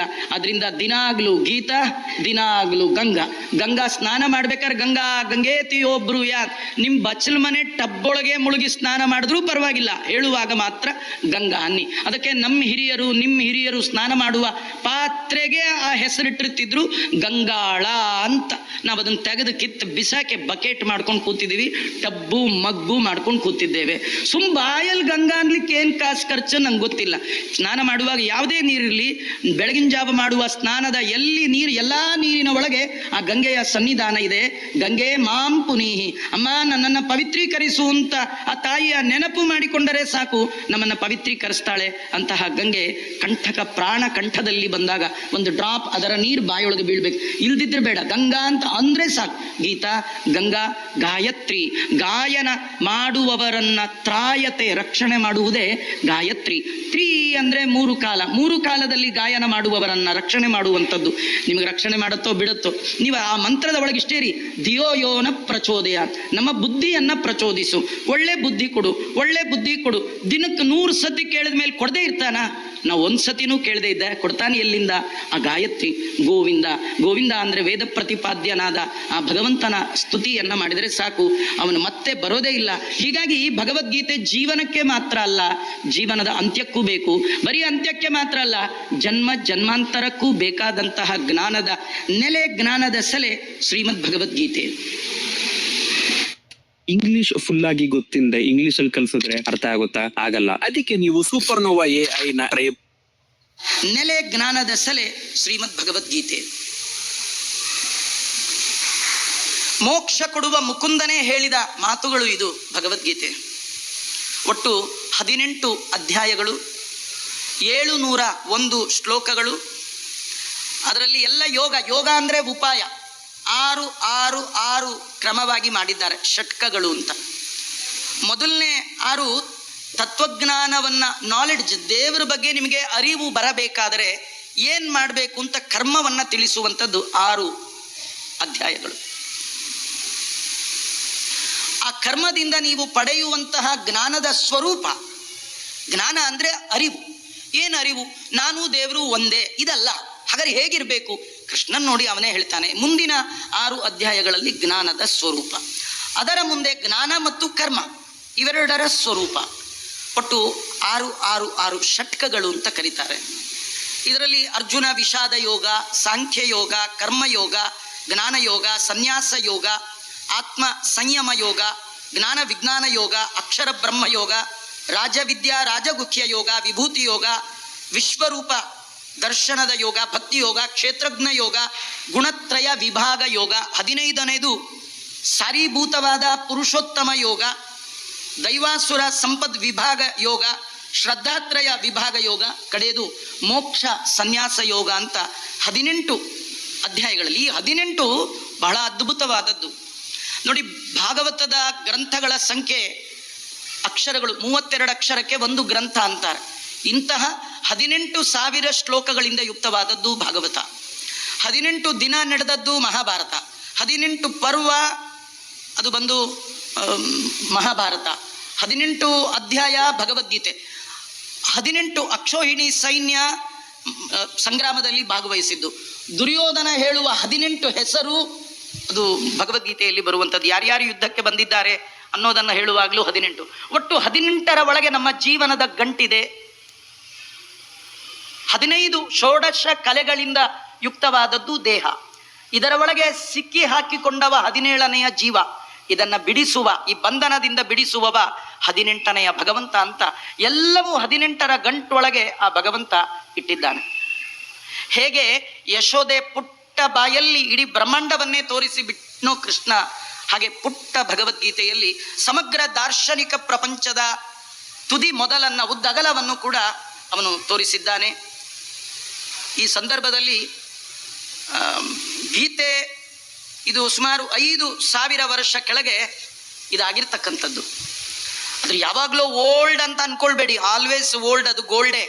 ಇವತ್ತಿಗೂ ಇಂದಿಗೂ, ಇವತ್ತು ಸ್ವಾಮಿಗಳು ಇವತ್ತು ಈ ಜ್ಯೋತಿಯನ್ನು ಬೆಳಗಿಸಿದ್ದಲ್ಲ, ಈ ಗೀತಾ ಜ್ಯೋತಿಯನ್ನ 5,000 ವರ್ಷಗಳ ಹಿಂದೆ ಕೃಷ್ಣ ಸಜ್ಜನರ ಹೃದಯದಲ್ಲಿ ಹಚ್ಚಿದ್ದಾನೆ. ಅದು ಶ್ರೀಮದ್ ಭಗವದ್ಗೀತೆ. ಈ ಗೀತೆಯ ಹಿನ್ನೆಲೆ, ಇದಕ್ಕೆ ಕಾರಣ ಪಾಂಡವರು ಕೌರವರ ನಡುವೆ ಇದ್ದ ಒಂದು ವೈರತ್ವ. ಪಾಂಡವರು ಬೆಳೆದ್ರು, ಕೌರವರು ಬೆಳೆದ್ರು. ಬೆಳೆದದ್ದವರಲ್ಲ, ನಾವು ಬೆಳೆಯೋದಲ್ಲ. ನಮ್ಮಲ್ಲಿರುವ ದುರ್ಗುಣಗಳು ಸದ್ಗುಣಗಳು ಬೆಳೆಯುತ್ತೆ. ದುಷ್ಟರಾದರೆ ದುರ್ಗುಣಗಳನ್ನ ಬೆಳೆಸ್ತಾರೆ, ಸಜ್ಜನರಾದರೆ ಸದ್ಗುಣಗಳು ಬೆಳೆಯುತ್ತೆ. ಹಾಗಾಗಿ ಪಾಂಡವರ ಕೌರವರ ನಡುವೆ ಕೂಡ ಬೆಳೆದದ್ದು ಅವರ ವಯಸ್ಸು ಮಾತ್ರ ಅಲ್ಲ, ಅದರ ಒಟ್ಟಿಗೆ ಒಟ್ಟಿಗೆ ಅವರ ವೈರವೂ ಬೆಳೆದಿದೆ. ಪಾಂಡವರು ಧರ್ಮಪ್ರಿಯರು, ಕೌರವರು ಅಧರ್ಮಪ್ರಿಯರು. ನಿಮಗೆ ಆಶ್ಚರ್ಯ, ಈ ಭಗವದ್ಗೀತೆ ಆರಂಭ ಆಗುವ ಶ್ಲೋಕ ಧೃತರಾಷ್ಟ್ರವೂ ಧೃತರಾಷ್ಟ್ರ ಶುರು ಮಾಡಿದ್ರಿ. ಧರ್ಮಕ್ಷೇತ್ರೇ ಕುರುಕ್ಷೇತ್ರೇ ಸಮವೇತಾಯುಯುತ್ಸವ ಮಾಮಕ ಪಾಂಡವ ಆಶ್ಚೈವ ಕಿಮ ಕುರುವತ ಸಂಜಯ. ನೋಡಿ, ಭಗವದ್ಗೀತೆಯನ್ನು ಇವಾಗೆಲ್ಲ ನೀವು ಆರಂಭ ಮಾಡಿಸಿದ್ರಿ, ಸ್ವಾಮಿಗಳ ಕಡೆಯಿಂದ ದೀಪ ಬೆಳಗಿಸಿದ್ರಿ, ಸ್ವಾಮಿಗಳ ಆಶೀರ್ವಚನ, ಆಮೇಲೆ ಆಚಾರದ ಪ್ರವಚನ. ಆದರೆ ರಿಯಲ್ ಭಗವದ್ಗೀತೆ ಇನಾಗ್ರೇಷನ್ ಮಾಡಿದ್ದು ಕುರುಡ. ಆರಂಭ ಶ್ಲೋಕ ಯಾರು ಗೆಸ್ಟನ್ನು ಕರೆಸಿ ದೊಡ್ಡವ್ರ ಕೈಯಿಂದ ಹೇಳಿಸ್ಬೇಕಾ ಬೇಡ? ಯಾಕೆ ಈ ಕೃಷ್ಣ ವ್ಯಾಸರು ಕುರುಡನ ಕೈಲಿ ಯಾಕೆ ಹೇಳಿಸಿದ್ರು? ಅದು ಏನು, ಅವನ ಮಧ್ಯದಲ್ಲಿ ಕುರುಡಾದದ್ದಲ್ಲ, ಬೈ ಬರ್ತ್ ಬ್ಲೈಂಡ್ ರೀ, ಹುಟ್ಟು ಕುರುಡರ ಕೈಲಿ ಇನಾಗ್ರೇಷನ್. ಇದೇನು ಗೊತ್ತಾ, ಕುರುಡರಿಗೆ ಇದಿರೋದು, ಎಲ್ಲರಿಗೆಲ್ಲ ಇದು. ಈ ಭಗವದ್ಗೀತೆ ಯಾರಿಗೆ? ಕುರುಡರಿಗಾಗಿ ಮಾಡಿದ್ದು. ಹೌದಾಚಾರ್ಯ, ನಾಳೆಯಿಂದ ಬರೋಣ ಬೇಡವೋ? ನಮಗೆಲ್ಲ ಕಣ್ಣಿದೆ, ನೀವಿದು ಕುರುಡರಿಗೆ ಅಂತೀರಿ, ನಾವೇನು ನಾಳೆಯಿಂದ ಬರೋಣ ಬೇಡವೋ? ನೀವು ವಾದಿರಾಜರನ್ನು ಕೇಳಿ, ಅವ್ರು ಹೇಳ್ತಾರೆ, ಏನು ಹೇಳ್ತಾರೆ? ಅಂದೋಹಂ ಕರುಣಾ ಸಿಂಧೋ. ನಿಜವಾಗಿ ಕುರುಡ್ರು ಯಾರು ಗೊತ್ತಾ? ಕಣ್ಣಿರ್ಲಾರ್ದವ್ರಲ್ಲ, ಕಣ್ಣಿರೋರೇ ಕುರುಡ್ರು. ಇದೇನಾಚಾರ್ಯ, ನೀವೇನು ಬೈತಿದ್ದೀರಾ, ಉಪನ್ಯಾಸ ಮಾಡ್ತಾ ಇದ್ದೀರಿ, ಗೊತ್ತಾಗಲ್ಲ. ನಮ್ಮನ್ನು ಯಾಕೆ ಕುರುಡ್ರಂತೀರಿ? ಅಂತರಂಗದಲ್ಲಿ ಹರಿಯ ಕಾಣದವ ಹುಟ್ಟು ಕುರುಡನೋ. ಕಾಣಬೇಕಾದದ್ದನ್ನ ಕಾಣದ ಕಣ್ಣು ಕುರುಡಲ್ಲದೆ ಕಣ್ಣ ಬಾಡಿ ಒಳಗಿರೋ ಹುಣ್ಣದು, ಕಣ್ಣಲ್ಲ. ನೋಡಿ, ನಿಮ್ಗೊಂದು ಉದಾಹರಣೆ ಹೇಳ್ತೇನೆ. ಕಣ್ಣಿಗೆ ಗಾಡಿಯಲ್ಲಿ ಹೋಗುವಾಗ, ರಸ್ತೆಯಲ್ಲಿ ಹೋಗುವಾಗ ಧೂಳು ಬಿದ್ದರೆ ಕಣ್ಣಿಗೆ ರಕ್ಷಣೆ ಕೊಡೋದು ಯಾವುದು? ಕಣ್ಣನ್ನು ಸೇಫ್ ಮಾಡೋದು ಯಾವುದು? ಮೇಲಿರುವ ರೆಪ್ಪೆ. ಈ ಕಣ್ಣು ಎಂಥ ಕೆಟ್ಟದು ಅಂದರೆ, ಊರಲ್ಲಿರೋರ್ನೆಲ್ಲ ನೋಡುತ್ತೆ, ರಕ್ಷಣೆ ಮಾಡುವ ರೆಪ್ಪೆಯನ್ನ ಮಾತ್ರ ಜನ್ಮದಲ್ಲಿ ಒಮ್ಮೆಯೂ ನೋಡೋದು ಇಲ್ಲ ರೀ. ಆ ರೆಪ್ಪೆ ಕಿಲೋಮೀಟರ್ ದೂರದಲ್ಲಿದೆ, ಕಾಣಲ್ಲ ಅಂತೇನಿಲ್ಲ, ಇಷ್ಟು ಸಮೀಪದಲ್ಲಿದೆ. ಕಣ್ಣಿಗೆ ರೆಪ್ಪೆಯಷ್ಟು ನಿಯರ್ ಇರೋದು ಯಾವುದಿಲ್ಲ. ಇಷ್ಟು ಹತ್ತಿರದಲ್ಲಿರುವ ರೆಪ್ಪೆಯನ್ನು ಕಣ್ಣು ನೋಡದ ಹಾಗೆ ಒಳಗೆ ಇರುವ ಸಂತಂ ಸಮೀಪೆ ರಮಣಂ ರತಿಪ್ರದಂ. ಭಾಗವತದಲ್ಲಿ ಹೇಳುತ್ತೆ, ಸಂತಂ ಸಮೀಪೆ. ಉಪನಿಷತ್ತು ಹೇಳುತ್ತೆ, ದೂರೇವಾ ಸತೋ ಅಂತೀವಾ ದೂರತರಂ ಎತ್ತು ತದೇವ ಅಂತಿಕ. ಭಗವಂತ ತುಂಬಾ ದೂರ, ಆದರೆ ತುಂಬಾ ಹತ್ತಿರ ಕೂಡ. ಅವನಷ್ಟು ಹತ್ತಿರದಲ್ಲಿ ಯಾರೂ ಇಲ್ಲ. ಜಗನ್ನಾಥದಾಸರಂತಾರೆ, ಕಣ್ಣಿಗೆ ಎವೆ ಎಂದದಲ್ಲಿ, ಎವೆ ಅಂದರೆ ರೆಪ್ಪೆ, ಕಣ್ಣಿಗೆ ರೆಪ್ಪೆ ಎಷ್ಟು ಹತ್ತಿರವೋ ಅಷ್ಟು ಹತ್ತಿರವಾಗಿರುವ ಹರಿಯನ್ನ ನೋಡದ ಕಣ್ಣು ದೇಹದ ಒಳಗಿರುವ ಹುಣ್ಣು, ಎಕ್ಸ್ಟ್ರಾ ಗ್ರೋತ್ ಅದು. ಭಗವಂತನನ್ನ ನೋಡ್ಲಿಲ್ಲ ಅಂದ್ರೆ ಏನ್ ಪ್ರಯೋಜನ ಕಣ್ಣಿಂದು? ಹಾಗಾದ್ರೆ ಅಂತರಂಗದಲ್ಲಿ ಹರಿಯ ಕಾಣದವ ಹುಟ್ಟು ಕುರುಡನು. ಅಂಥ ಕುರುಡ ಯಾರು? ಧೃತರಾಷ್ಟ್ರ. ಅದಕ್ಕೆ ಅವನ ಕಡೆಯಿಂದ ಇನಾಗ್ರೇಷನ್. ಭಗವದ್ಗೀತೆಯ ಆರಂಭದ ಶ್ಲೋಕ ಯಾರು ಮಾಡಿದ್ದು? ಕುರುಡ. ಅವನಿಗೆ ಭಾಗವತ ವರ್ಣನೆ ಮಾಡುತ್ತೆ, ಹೊರಗಿನ ಕಣ್ಣು ಮಾತ್ರ ಇರಲಿಲ್ಲ ಅಲ್ಲ, ಒಳಗಿನ ಕಣ್ಣನ್ನು ಕಳ್ಕೊಂಡಿದ್ದ. ಅದಕ್ಕೆ ಅವನು ಮಾಮಕಾಹ ಅಂತ ಕರಿತಾ ಇದ್ದಾನೆ. ನನ್ನವರು ಮತ್ತು ಪಾಂಡವರು. ದುರ್ಬುದ್ಧಿ ಏನು ಗೊತ್ತಾ? ಪಾಂಡವರು ನನ್ನವರು ಅಲ್ಲ, ಇಷ್ಟೇ ಅಲ್ಲ, ಪಾಂಡುವಿನ ಮಕ್ಕಳು ಅಲ್ಲ. ಈ ದುರ್ಬುದ್ಧಿ ಇದು. ಕುಂತಿಗೆ ಪಾಂಡುವಿನಿಂದ ಹುಟ್ಟಿದ ಮಕ್ಕಳಲ್ಲ, ಇದು ಅವನಿಗೆ ಹೇಳಬೇಕಿದೆ. ಬೇರೆ ಯಾರಿಗೋ ಹುಟ್ಟಿದ ಮಕ್ಕಳು, ಗಾಂಧಾರಿಲಿ ಹುಟ್ಟಿದ ಮಕ್ಕಳು ನನ್ನ ಮಕ್ಕಳು, ನಮ್ಮ ವಂಶದ ಕುಡಿಗಳು, ಮಾಮಕಾಹ. ಪಾಂಡವರು ಮಾತ್ರ ಬೇರೆ. ಯಾವಾಗಲೂ ಅಷ್ಟೇ ರೀ, ದುರ್ಜನರಿಗೆ ತಮ್ಮ ಎಲೆಲೇನಿದೆ ನೋಡಲ್ಲ, ಪಕ್ಕದ ಎಲೆಲೇನಿದೆ ಅದು ನೋಡ್ತಿರ್ತಾರೆ. ಅವ್ರ ಮನೆ ಹುಳುಕು ಗೊತ್ತಿಲ್ಲ ಅವ್ರಿಗೆ. ಕಡೆಗೆ ಸಂಜಯ ಹೇಳ್ತಾನೆ, ನೀನು ದುರ್ಯೋಧನನನ್ನ ಮಾಮಕಾಹ ಅನ್ನೋದಾದ್ರೆ ನಿನ್ನ ಹುಟ್ಟನ್ನ ಮೊದಲು ನೋಡಿಕೋ, ಆಮೇಲೆ ಪಾಂಡವರ ಹುಟ್ಟನ್ನ ನೋಡುವಿಯಂತೆ. ನೀನು ನಿಮ್ಮಮ್ಮನಲ್ಲಿ ನಿಮ್ಮಪ್ಪನಿಂದ ಹುಟ್ಟಿದ್ದಲ್ಲ ಅಂತ. ನಾವು ಯಾವಾಗಲೂ ಇನ್ನೊಬ್ಬರಿಗೆ ಬೆರಳು ತೋರಿಸುವಾಗ ಅದು ಮೊದಲು ನಮಗೆ ತೋರಿಸತ್ತಂತ. ಇನ್ನೂ ಒಂದು ಆಶ್ಚರ್ಯ ಅಂದರೆ, ಕೃಷ್ಣ ಪರಮಾತ್ಮ ಉದ್ಯೋಗ ಪರ್ವ ಆ ಸಂದರ್ಭದಲ್ಲಿ ಧೃತರಾಷ್ಟ್ರನಿಗೆ ತನ್ನ ವಿಶ್ವರೂಪವನ್ನು ತೋರಿಸಿದ. ತುಂಬ ಜನದ ಒಂದು ಕಥೆ. ಕೃಷ್ಣ ಭಗವದ್ಗೀತೆ ಹೇಳುವ ಮೊದಲು ಅರ್ಜುನನಿಗೆ ವಿಶ್ವರೂಪ ತೋರಿಸಿದ. ಅರ್ಜುನ ಒಳ್ಳೆಯವನಾದ, ಇದೇ ಸೇಮ್ ವಿಶ್ವರೂಪ ದುರ್ಯೋಧನನಿಗೆ ತೋರಿಸಿದ್ರು ಆಗ್ತಿತ್ತು, ಅವನು ಒಳ್ಳೆಯವನಾಗ್ಬೋದಿತ್ತನ್ನೋ, ಆಗಲ್ಲ ಅವನು. ಅದು MD ಮ್ಯಾನುಫ್ಯಾಕ್ಚರಿಂಗ್ ಡಿಫೆಕ್ಟ್. ಅವನು ಹುಟ್ಟುವಾಗಲೇ ಅಯೋಗ್ಯ, ಅವನಿಗೆ ಏನು ಮಾಡಿದ್ರೆ ಆಗಲ್ಲ ರೀ. ಅದಕ್ಕೆ ಉದ್ಯೋಗ ಪರ್ವದಲ್ಲಿ ಅರ್ಜುನನಿಗಿಂತಲೂ ಮುಂಚೆ ಅಪ್ಪ ಮಕ್ಕಳಿಗೆ ಭಗವಂತ ವಿಶ್ವರೂಪ ದರ್ಶನ ಮಾಡಿಸಿದ. ದೇವರ ವಿಶ್ವರೂಪವನ್ನ ಕಣ್ತುಂಬ ನೋಡಿದ ಧೃತರಾಷ್ಟ್ರ ಕೆನ್ನೆ ತಟ್ಕೊಂಡ, ಮುಗಿತು. ಕಡೆಗೆ ಯುದ್ಧದ ಸಂದರ್ಭ. ಪೂರ್ವಿಕರಾದ ಕುರುಗಳು ನಿರ್ಮಾಣ ಮಾಡಿದ ಕ್ಷೇತ್ರದಲ್ಲಿ ಅಣ್ಣ ತಮ್ಮಂದಿರು ಯುದ್ಧಕ್ಕೆ ನಿಂತಿದ್ದಾರೆ. ನಿಂತ ಆ ಸಮಯದಲ್ಲಿ ಧೃತರಾಷ್ಟ್ರನ ಪ್ರಶ್ನೆ, आप जोमैटो के साथ पार्ट टाइम भी जुड़ सकते हैं। मैं अब रोज 3 से 5 घंटे। ಧೃತರಾಷ್ಟ್ರನ ಪ್ರಶ್ನೆ. ಈ ಸಂದರ್ಭದಲ್ಲಿ ಕೃಷ್ಣ ಧೃತರಾಷ್ಟ್ರನಿಗೆ ಒಂದು ಪ್ರಶ್ನೆ ಕೇಳಿದ್ನ. ಧೃತರಾಷ್ಟ್ರ, ನೋಡು, ಪಾಂಡವರು ಕೌರವರು ಯುದ್ಧ ಮಾಡ್ಲಿಕ್ಕೆ ರೆಡಿ ಆಗಿದಾರಪ್ಪ, ನೀ ಹೇಳು, ನೀನು ನೋಡ್ತೀನಿ ಅನ್ನೋದಾದ್ರೆ ನಿಂಗೆ ಕಣ್ಣು ಕೊಡ್ತೇನೆ, ಎರಡರಲ್ಲಿ ಒಂದು ಚಾಯ್ಸ್ ಈಸ್ ಯುವರ್ಸ್, ನೋಡ್ತೀಯೋ ಕೇಳ್ತೀಯೋ ಅಂದ. ನಿಂಗೆ ನ್ಯೂಸ್ ಸಾಕೋ, ಆಡಿಯೋ ಬೇಕೋ ವಿತ್ ವಿಡಿಯೋ ಬೇಕು ಅಂತ ಕೇಳ್ದ. ಇವನಿಗೆ ಗೊತ್ತು, ಮಹಾಭಾರತದಲ್ಲಿ ಭಾಗವತದಲ್ಲಿ ಧೃತರಾಷ್ಟ್ರ ಇಷ್ಟು ಬ್ರಿಲಿಯನ್ಸಿ, ಅವನು ಎಷ್ಟು ಬುದ್ಧಿವಂತ ಸಾಮಾನ್ಯ ಅಲ್ಲ. ಇಲ್ಲಿ ಮಾಮಕಾಹ ಪಾಂಡವಾಹ ಚೈವ ಕಿಮಕುರುವತ ಏನ್ ಮಾಡಿದ್ರು ಅಂತಾನೋ, ಅಥವಾ ಯುದ್ಧದಲ್ಲಿ ನನ್ನವರಿಗೆ ಏನಾಯ್ತು ಅಂತಾನೋ, ಇದ್ಯಾವುದು ಪ್ರಶ್ನೆ ಅಲ್ಲ. ಅವನಿಗೆ ಚೆನ್ನಾಗಿ ಗೊತ್ತು, ನನ್ನ ಮಕ್ಕಳು ಯುದ್ಧಕ್ಕೆ ಹೋದ್ರೆ ಸೋಲ್ತಾರಲ್ಲ, ಸಾಯ್ತಾರೆ ಅಂತ ಗೊತ್ತವ್ರಿಗೆ. ಸೋಲಲ್ಲ, ಇಲ್ಲಿ ಇರೋದೇನು ಸಾವು.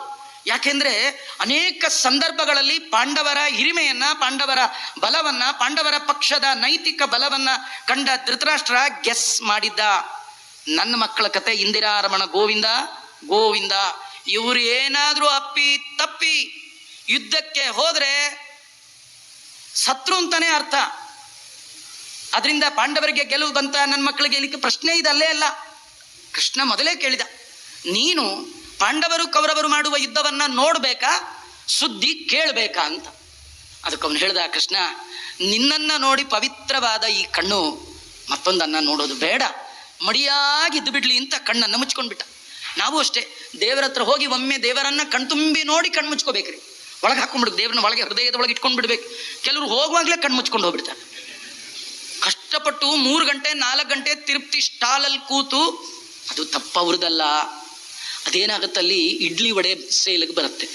ಇಡ್ಲಿನೂ ಉದ್ದಿನ ಬೇಳೆ, ವಡೆನೂ ಉದ್ದಿನ ಬೇಳೆ, ಎರಡು ಉದ್ದು ಬಿದ್ದ ಮೇಲೆ ಇವನು ಮದ್ದು. ಹಾಗೆ ಆ ಕ್ಯೂನಲ್ಲಿ ಹೀಗೆ ತೂಗಿ ತೂಗಿ ಒಳ್ಳೆ ಲಾಲಿ ಹಾಡ್ದಾಗ ಆಗಿರುತ್ತೆ.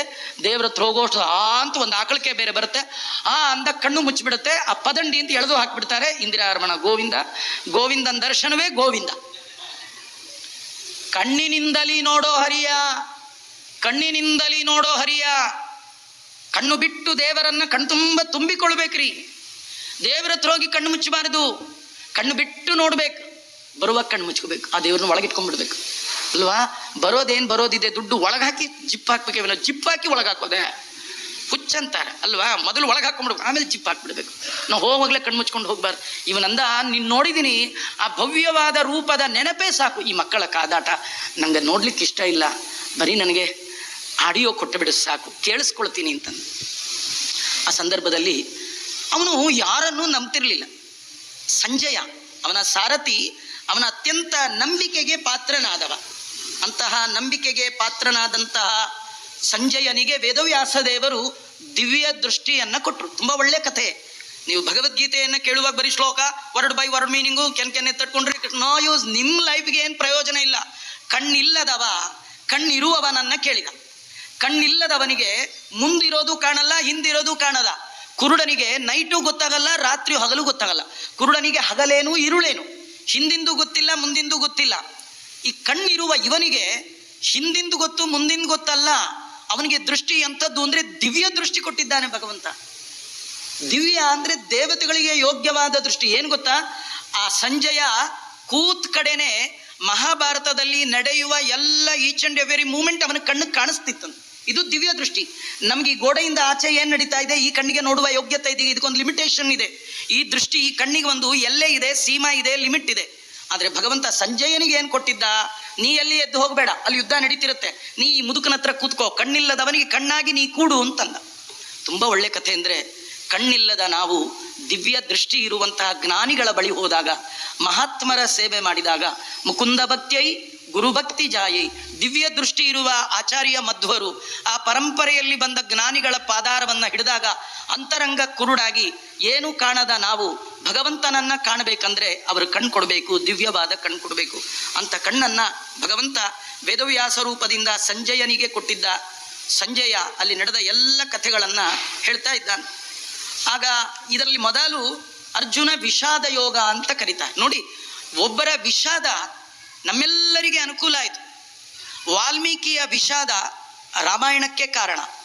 ವಾಲ್ಮೀಕಿಯ ಪರಿತಪಿಸುವಿಕೆ, ಕ್ರೌಂಚ ಮಿಥುನ, 2 ಹಕ್ಕಿಗಳಿಗೆ ಒಬ್ಬ ಬೇಡ ಬಾಣ ಬಿಟ್ಟ, ಒಂದು ಹಕ್ಕಿ ಸತ್ತೋಯ್ತು. ಪ್ರಶಾಂತವಾದ ಸಂದರ್ಭದಲ್ಲಿ ಮಿಥುನ ಹಕ್ಕಿಯಲ್ಲಿ ಒಂದು ಹಕ್ಕಿ ಸಾಯ್ತಲ್ಲ ಅಂತ ಬಹಳ ವಿಷಾದ ಪಟ್ರೆ ಅದೇ ರಾಮಾಯಣದ ಮಂಗಳ ಪದ್ಯ ಆಯಿತು. ಭಗವದ್ಗೀತೆಯ ಮಂಗಳ ಪದ್ಯ ಅದು ಮಂಗಳ ಸಂಧಿ ವಿಷಾದ. ಪರೀಕ್ಷಿತನ ವಿಷಾದ, ಅನ್ಯಾಯವಾಗಿ ಒಬ್ಬ ಬ್ರಾಹ್ಮಣರ ಕೊರಳಿಗೆ, ಮುನಿಗಳ, ಸಜ್ಜನರ, ತಪಸ್ವಿಗಳ ಕೊರಳಿಗೆ ಹಾವು ಹಾಕಿ ಅಪಮಾನ ಮಾಡಿದ್ನಲ್ಲ ಅನ್ನುವ ವಿಷಾದ ಭಾಗವತಕ್ಕೆ ಕಾರಣ ಆಯಿತು. ಕಥೆ ಏನು ಗೊತ್ತಾ, ನಮಗೆ ಜೀವನದಲ್ಲಿ ವಿಷಾದ ಬರಬೇಕು. ನಮ್ಗೆ ವಿಷಾದವೇ ಇಲ್ಲ, ನಾ ಇರೋದೇ ಸರಿಯಾಗಿದ್ದೀನಿ, ಆರಾಮಾಗಿದ್ದೀನಿ. ಹಾಗಾದ್ರೆ ನಿಮಗೆಂದು ಭಾಗವತ, ರಾಮಾಯಣ, ಮಹಾಭಾರತ ಬರ್ಲಿಕ್ಕೆ ಸಾಧ್ಯವೇ ಇಲ್ಲ. ಅರ್ಜುನನಿಗೆ ವಿಷಾದ ಬಂತು. ಏನು ವಿಷಾದ ಹೇಳ್ತಾ ಇದ್ದಾರೆ ಭಗವದ್ಗೀತೆಯಲ್ಲಿ ಹೇಳುವಾಗ, ಸಂಜಯೋ ವಾಚ ದೃಷ್ಟ್ವಾತು ಪಾಂಡವಾನೀಕಂ ವ್ಯೂಢಂ ದುರ್ಯೋಧನಸ್ತದ ಆಚಾರ್ಯ ಮುಪಸಂಗಮ್ಯ ರಾಜ ವಚನಮಬ್ರವೀತ್. ದುರ್ಯೋಧನ ಯುದ್ಧ, 2 ಕಡೆ ಜನ ಸೇರಿದ್ದಾರೆ. ಕೌರವರ ಕಡೆ 11 ಅಕ್ಷೋಹಿಣಿ, ಪಾಂಡವರ ಕಡೆ 7 ಅಕ್ಷೋಹಿಣಿ. ದುರ್ಯೋಧನ ಮನೆ ಬಿಟ್ಟು ಬರುವಾಗ ಅನ್ಕೊಂಡ 12 ವರ್ಷ ವನವಾಸ, 1 ವರ್ಷ ಅಜ್ಞಾತವಾಸ ಮಾಡಿದ ಪಾಂಡವರಿಗೆ ಪಬ್ಲಿಕ್ ರಿಲೇಷನ್ ಇರೋಲ್ಲ. 1 ವರ್ಷ 2 ವರ್ಷ ಮನೆಯಿಂದ ಮನಸ್ಸಿನಿಂದ ದೂರವಾಗಿದ್ರೆ out of sight out of mind ಆಗ್ಬಿಡ್ತೀವಿ. 12 ವರ್ಷ 13 ವರ್ಷ ಯಾರು ಕಣ್ಣಿಗೆ ಕಾಣದೆ ಸಂಚಾರ ಮಾಡಿದ ಪಾಂಡವರು ಯುದ್ಧಕ್ಕಾಗಿ ಯಾರಲ್ಲಿ ಏನು ಹೆಲ್ಪ್ ತಗೊಳ್ಳಿಕ್ಕೆ ಸಾಧ್ಯ? ಅವ್ರ ಕಡೆ ಯಾರಿಲ್ಲ, ನಮ್ಮ ಕಡೆ 11 ಅಕ್ಷೋಹಿಣಿ ಇದೆ, ಒಂದೇ ನಿಮಿಷಕ್ಕೆ ಮುಗಿಸ್ಬಿಡ್ಬೋದು ಅಂತ ಭಾರಿ ಉತ್ಸಾಹದಿಂದ ಬ್ಯಾಟಲ್ ಫೀಲ್ಡ್ಗೆ ಬಂದು ನೋಡ್ತಾನೆ. ಏನು ಅದ್ಭುತವಾದ 7 ಅಕ್ಷೋಹಿಣಿ ಸೈನ್ಯ ನಿಂತು ಬಿಟ್ಟಿದೆ. Hi ma'am, I'm working in the IT industry. I have 18 years of work experience, but I am underpaid and overlooked by the management. ನಿಂತು ಬಿಟ್ಟಿದೆ. ತಡ ನಡುಗೆ ಹೋಗ್ಬಿಟ್ಟ. ಕೆಲವು ಸತಿ ಭಾರಿ ಓದ್ಕೊಂಡಿದೀವಿ ಅಂತ ಹೋಗ್ತೀವಿ, ಎಕ್ಸಾಮ್ ಹಾಲಲ್ಲಿ ಆ ಪೇಪರ್ ನೋಡಿದ ತಕ್ಷಣ ಪೂರಾ ಇಂದಿರಾ ರಮಣ ಗೋವಿಂದ ಟುಸ್ ಆಗ್ಬಿಡ್ತೀವಿ, ಏನಿಲ್ಲ ಎಲ್ಲ ಮರ್ತೇ ಹೋಗ್ಬಿಡುತ್ತೆ. ಇವನು ಹಾಗೆ ಹೋದವ, ಅಲ್ಲಿ ನೋಡ್ತಾ ಇದ್ದಾನ, ಆಶ್ಚರ್ಯ. ಎದುರಿಸ್ಬೇಕೋ ಬೇಡೋ, ಸೀದಾ ಆಚಾರ ಹತ್ರ ಹೋದ. ನೋಡಿ, ಆಚಾರ್ಯ ಯಾರು? ಬ್ರಾಹ್ಮಣರು. ಯಾರ ಬ್ರಾಹ್ಮಣರು? ದ್ರೋಣಾಚಾರ್ಯರು. ಇವರಿಗೆ ಪಾಠ ಹೇಳಿಕೊಟ್ಟ ಗುರುಗಳು. ನಿಜವಾಗಿ ಕೌರವರ ಸೇನೆಯ ದಂಡನಾಯಕ ಭೀಷ್ಮಾಚಾರ್ಯರು. ಭೀಷ್ಮಾಚಾರ್ಯರಷ್ಟೇ ಅಲ್ಲ, 800 ವರ್ಷ ಅವ್ರಿಗೆ ಅವಾಗ ಸಾಮಾನ್ಯರಲ್ಲ. 10 ದಿನ ಯುದ್ಧ ಮಾಡಿದ್ದಾರೆ. ನಿತ್ಯ ಬಿಡದೆ 10,000 ಜನರ ತಲೆಯನ್ನು ತೆಗೆದಿದ್ದಾರೆ. ಡೈಲಿ ಸೆಂಚುರಿ ಹೊಡೆಯೋರ್ನ ಯಾರನ್ನ ನೋಡಿದ್ರಿ? ಇವರು ಡೈಲಿ ಸೆಂಚುರಿ. ಓಲ್ಡೆಸ್ಟ್ ಮ್ಯಾನ್, ಕುರುವೃದ್ಧ ಪಿತಾಮಹ. ಆ ಕುರುವೃದ್ಧರ ಹತ್ರ ಹೋಗಿ ಹೇಳ್ಬೇಕಾ ಬೇಡ? ಹೇಳಲಿಲ್ಲ. ತಮ್ಮ ಬಾಸ್ ಯಾರು, ದಂಡನಾಯಕ ಯಾರು ಅಲ್ಲಿ ಹೇಳಲಿಲ್ಲ. ಆಚಾರ ಹತ್ರ ಬರ್ತಾ ಇದ್ದಾನೆ ದುರ್ಯೋಧನ. ಹೇಳ್ತಾನೆ, ಪಶ್ಯೈತಾಂ ಪಾಂಡುಪುತ್ರಾಣಾಂ. ಆಚಾರ್ಯ ನೋಡಿ ಹಿಂದ ಅಲ್ಲ, ಯುದ್ಧಕ್ಕೆ ಸಾರದವನು ಯಾರು? ಇವನಲ್ವಾ, ಇವನ್ ನೋಡ್ಬೇಕು. ಆಚಾರ್ಯ ಹೇಳ್ತಾ ಇದ್ದಾನೆ. ಆಚಾರ್ಯ ನೋಡಿ, ಆಚಾರ್ಯ ಏನ್ರಿ ಪಾಠ ಹೇಳು, ಪ್ರವಚನ ಹೇಳು ಹೇಳ್ತಾರ್ರಿ. ಅವರು ಶಾಸ್ತ್ರ ಹೇಳೋ ಆಚಾರ್ಯ. ಏನೋ ಬೈ ಮಿಸ್ಟೇಕು ಕೈಯಲ್ಲಿ ಶಸ್ತ್ರ ತೊಗೊಂಡ್ರು, ಅದೇ ಪ್ರಾಬ್ಲಮ್. ಆಚಾರ್ಯರು ಮೊದಲು ಚೆನ್ನಾಗಿ ಓದ್ಕೊಂಡು ಬಂದಿದ್ರು. ಓದ್ಕೊಂಡು ಬಂದು ಓದ್ತಾ ಅವ್ರಿಗೆ ಏನು ಅನಿಸ್ತದೋ ಆಚಾರ್ಯಗೆ, ದ್ರೋಣಾಚಾರ್ಯಗೆ, ಬೇಡಿದರೆ ಎನ್ನ ಒಡೆಯನ್ನೇ ಬೇಡಬೇಕು ಅಂತ ಅನ್ಕೊಂಡು ಯಾರ ಹತ್ರ ಏನೂ ತಗೊಳ್ಳಲ್ಲ, ಅಪರಿಗ್ರಹ ಅನ್ನುವ ದೊಡ್ಡ ಒಂದು ಸಂಕಲ್ಪವನ್ನ ಮಾಡಿ ಬಂದ ಮಹಾನುಭಾವರು. ಯಾರಲ್ಲಿ ಏನು ತಗೊಳ್ಳಲ್ಲ.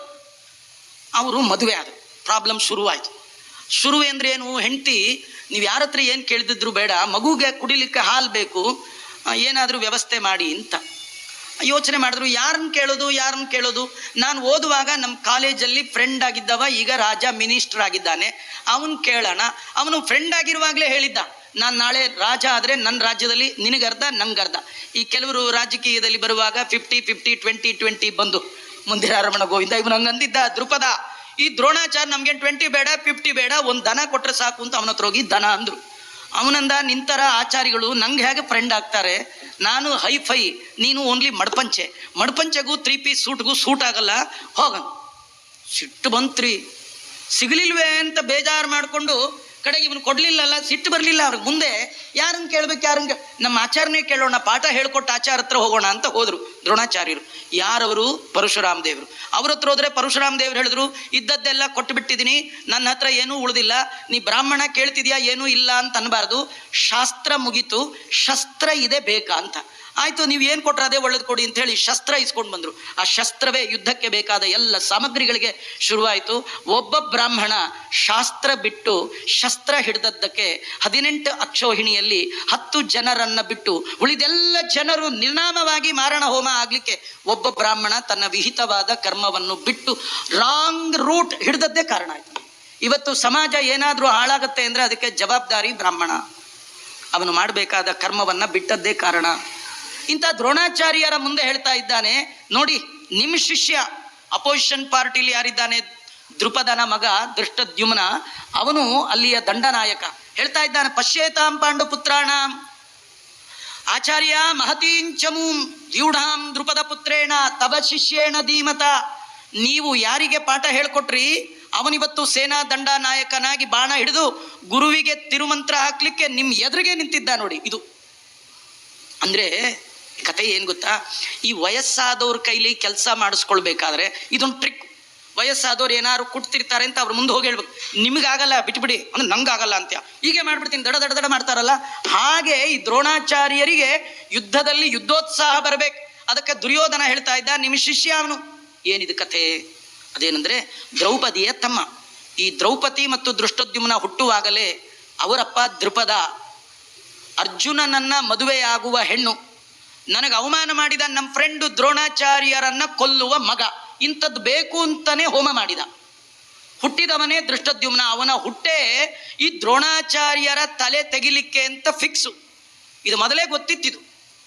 ಆದರೂ ಅಂಥ ಸಂದರ್ಭದಲ್ಲಿ ವಿದ್ಯೆಯ ಅಧ್ಯಯನಕ್ಕಾಗಿ ಈ ದೃಷ್ಟದ್ಯುಮ್ನ ಬಂದದ್ದೆಲ್ಲಿ ಅಂದರೆ ದ್ರೋಣಾಚಾರ್ಯರ ಹತ್ರನೇ. ದ್ರೋಣಾಚಾರ್ಯರಿಗೂ ಗೊತ್ತು, ಇವನಿಗೆ ಶಸ್ತ್ರಾಸ್ತ್ರ ಪಾಠ ಹೇಳಿದರೆ ಆ ಶಸ್ತ್ರವನ್ನ ನನ್ನ ಮೇಲೆ ಪ್ರಯೋಗ ಮಾಡ್ತಾನೆ ಅಂತ ಗೊತ್ತಿದ್ರು ಪಾಠ ಹೇಳ್ಕೊಡು. ಇದು ನೋಡಿ ಅವರ ದೊಡ್ಡ ಗುಣ. ಅದನ್ನ ಈಗ ನೆನಪಿಸಿಕೊಟ್ಟು ಹೇಳ್ತಾ ಇದ್ದಾನೆ, ತವ ಶಿಷ್ಯೇಣ, ನಿಮ್ ಶಿಷ್ಯ ಹೇಗೆ ನಿಂತಿದ್ದಾನೆ ನೋಡಿ.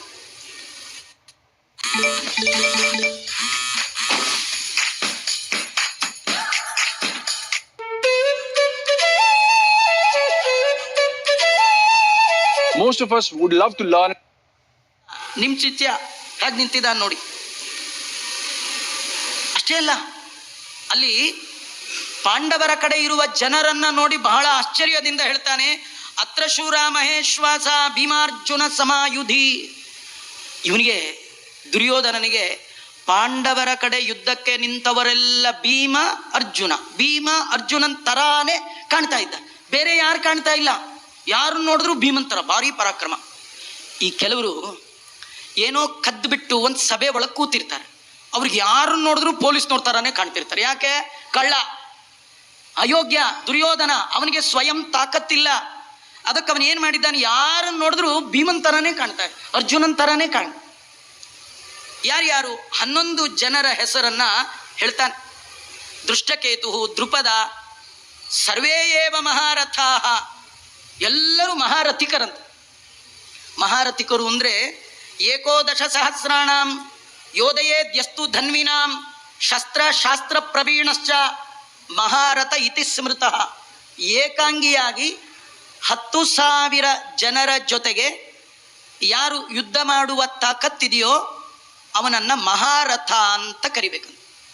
10,000 ಜನ ಒಬ್ಬನ ಮೇಲೆ ಏಕಾಏಕಿ ಬಿದ್ದರೂ ಕೂಡ ಅವನು ಅದರದೆ ಅಳುಕದೆ ಅಂಜದೆ 10,000 ಎದುರಿಸುವ ತಾಕತ್ತು ಯಾರಿಗಿದೆ, ಅವನು ಮಹಾರಥಿಕ. ಹೀಗಾಗಿ ದೃಷ್ಟಕೇತು, ಚೇಕಿತಾನಃ ಸರ್ವಯೇವ ಮಹಾರಥಾಃ, ಎಲ್ಲರೂ ಮಹಾರಥಿಕರು ಅಂತಾನೆ ನೋಡಿ. ಇದು ಪಾಂಡವರ ಕಡೆ ಹೇಳಿದ್ದು 11 ಜನರು. ನಿಮ್ಗೆ ಆಶ್ಚರ್ಯ ಗೊತ್ತಾ?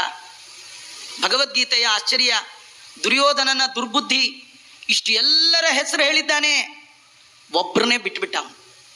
ಇಡೀ ಪಾಂಡವರ ಗೆಲುವಿಗೆ ಕಾರಣನಾದ ಪರಮಾತ್ಮನನ್ನೇ ಬಿಟ್ಟ. ಕೆಲ್ಸಕ್ಕೆ ಬಾರದೇ ಇದ್ದವರೆಲ್ಲ ಇವನ ಕಣ್ಣಿಗೆ ಬಿದ್ದಿದ್ದಾರೆ. ಜೀವನದ ಹೆಜ್ಜೆ ಹೆಜ್ಜೆಗೆ ಬೇಕಾಗುವ ಕೃಷ್ಣ. ಭಗವದ್ಗೀತೆ ಕಡೆ ಮಾತೆ ಅದಲ್ಲ, ಯತ್ರ ಯೋಗೇಶ್ವರ ಕೃಷ್ಣೋ ಯತ್ರ ಪಾರ್ಥೋದನು. ಪಾರ್ಥ ಅಂದ್ರೆ ಅರ್ಜುನ ಅಲ್ಲ ರೀ, ಪಾರ್ಥ ಅಂದ್ರೆ ನಾವೆಲ್ಲ ಅರ್ಜುನ. ಅಧನುರ್ಧರ ಅಂತಾರ. ಅಧನುರ್ಧರ ಯತ್ರ ಯೋಗೇಶ್ವರ ಕೃಷ್ಣ ಯತ್ರ ಪಾರ್ಥೋ ಅಧನುರ್ಧರ. ಧನಸ್ಸು ಹಿಡಿಯದ ಪಾರ್ಥ. ಪಾರ್ಥ ಅಂದ್ರೆ ಏನ್ ಗೊತ್ತಾ? ಪೃಥ ಅಂತ ಕುಂತಿ ಹೆಸರು. ಕುಂತಿಯ ಮಕ್ಕಳೆಲ್ಲ ಪಾರ್ಥರು. ಅದರಲ್ಲಿ ಭೀಮ ಅವನು ಧನಸ್ಸನ್ನೇ ಹಿಡಿದಿಲ್ಲ. ಅರ್ಥ, ಎಲ್ಲಿ ಮುಖ್ಯ ಪ್ರಾಣದೇವರ ಅವತಾರೀಭೂತರಾದ ಭೀಮಸೇನ ದೇವರಿದ್ದಾರೋ, ಎಲ್ಲಿ ಜಗದ್ಗುರುವಾದ ಕೃಷ್ಣಂ ಒಂದೇ ಜಗದ್ಗುರು ಕೃಷ್ಣ ಇದ್ದಾನೋ ಅಲ್ಲಿ ಗೆಲುವು. ಯತ್ರ ಯೋಗೇಶ್ವರ ಕೃಷ್ಣೋ ಯತ್ರ ಪಾರ್ಥೋ ಧನುರ್ಧರ ತತ್ರ ಶ್ರೀ ವಿಜಯೋರ್ಭೂತಿ. ಎಲ್ಲವೂ ಅಲ್ಲಿ, ಎಲ್ಲವೂ ಎಲ್ಲದಕ್ಕೆ ಕಾರಣನಾದ ಭಗವಂತನೇ ಕಣ್ಣಿಗೆ ಬೀಳಿಲ್ಲ. ಇದು ದುರ್ಯೋಧನನ ಕತೆ ಅಲ್ಲ ರೀ, ನಮ್ಮ ಕತೆ.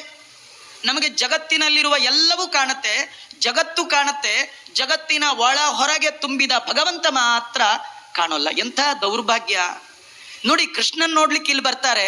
ಕನಕನ ಕಿಂಡಿಯಲ್ಲಿ ಕನಕ ನೋಡ್ತಾರೆ ವಿನ ಕೃಷ್ಣನ್ ನೋಡಲ್ಲ. ಕನಕ ಅಂದ್ರೆ ಬಂಗಾರ. ಕನಕ ಕಿಂಡಿಯಲ್ಲಿ ಕೃಷ್ಣನ್ ನೋಡಿದ. ನಾವು ಕಿಂಡಿಯ ಒಳಗೆ ಕನಕನ್ ನೋಡ್ತೀವಿ. ಇದು ನಮ್ಮ ದೌರ್ಭಾಗ್ಯ.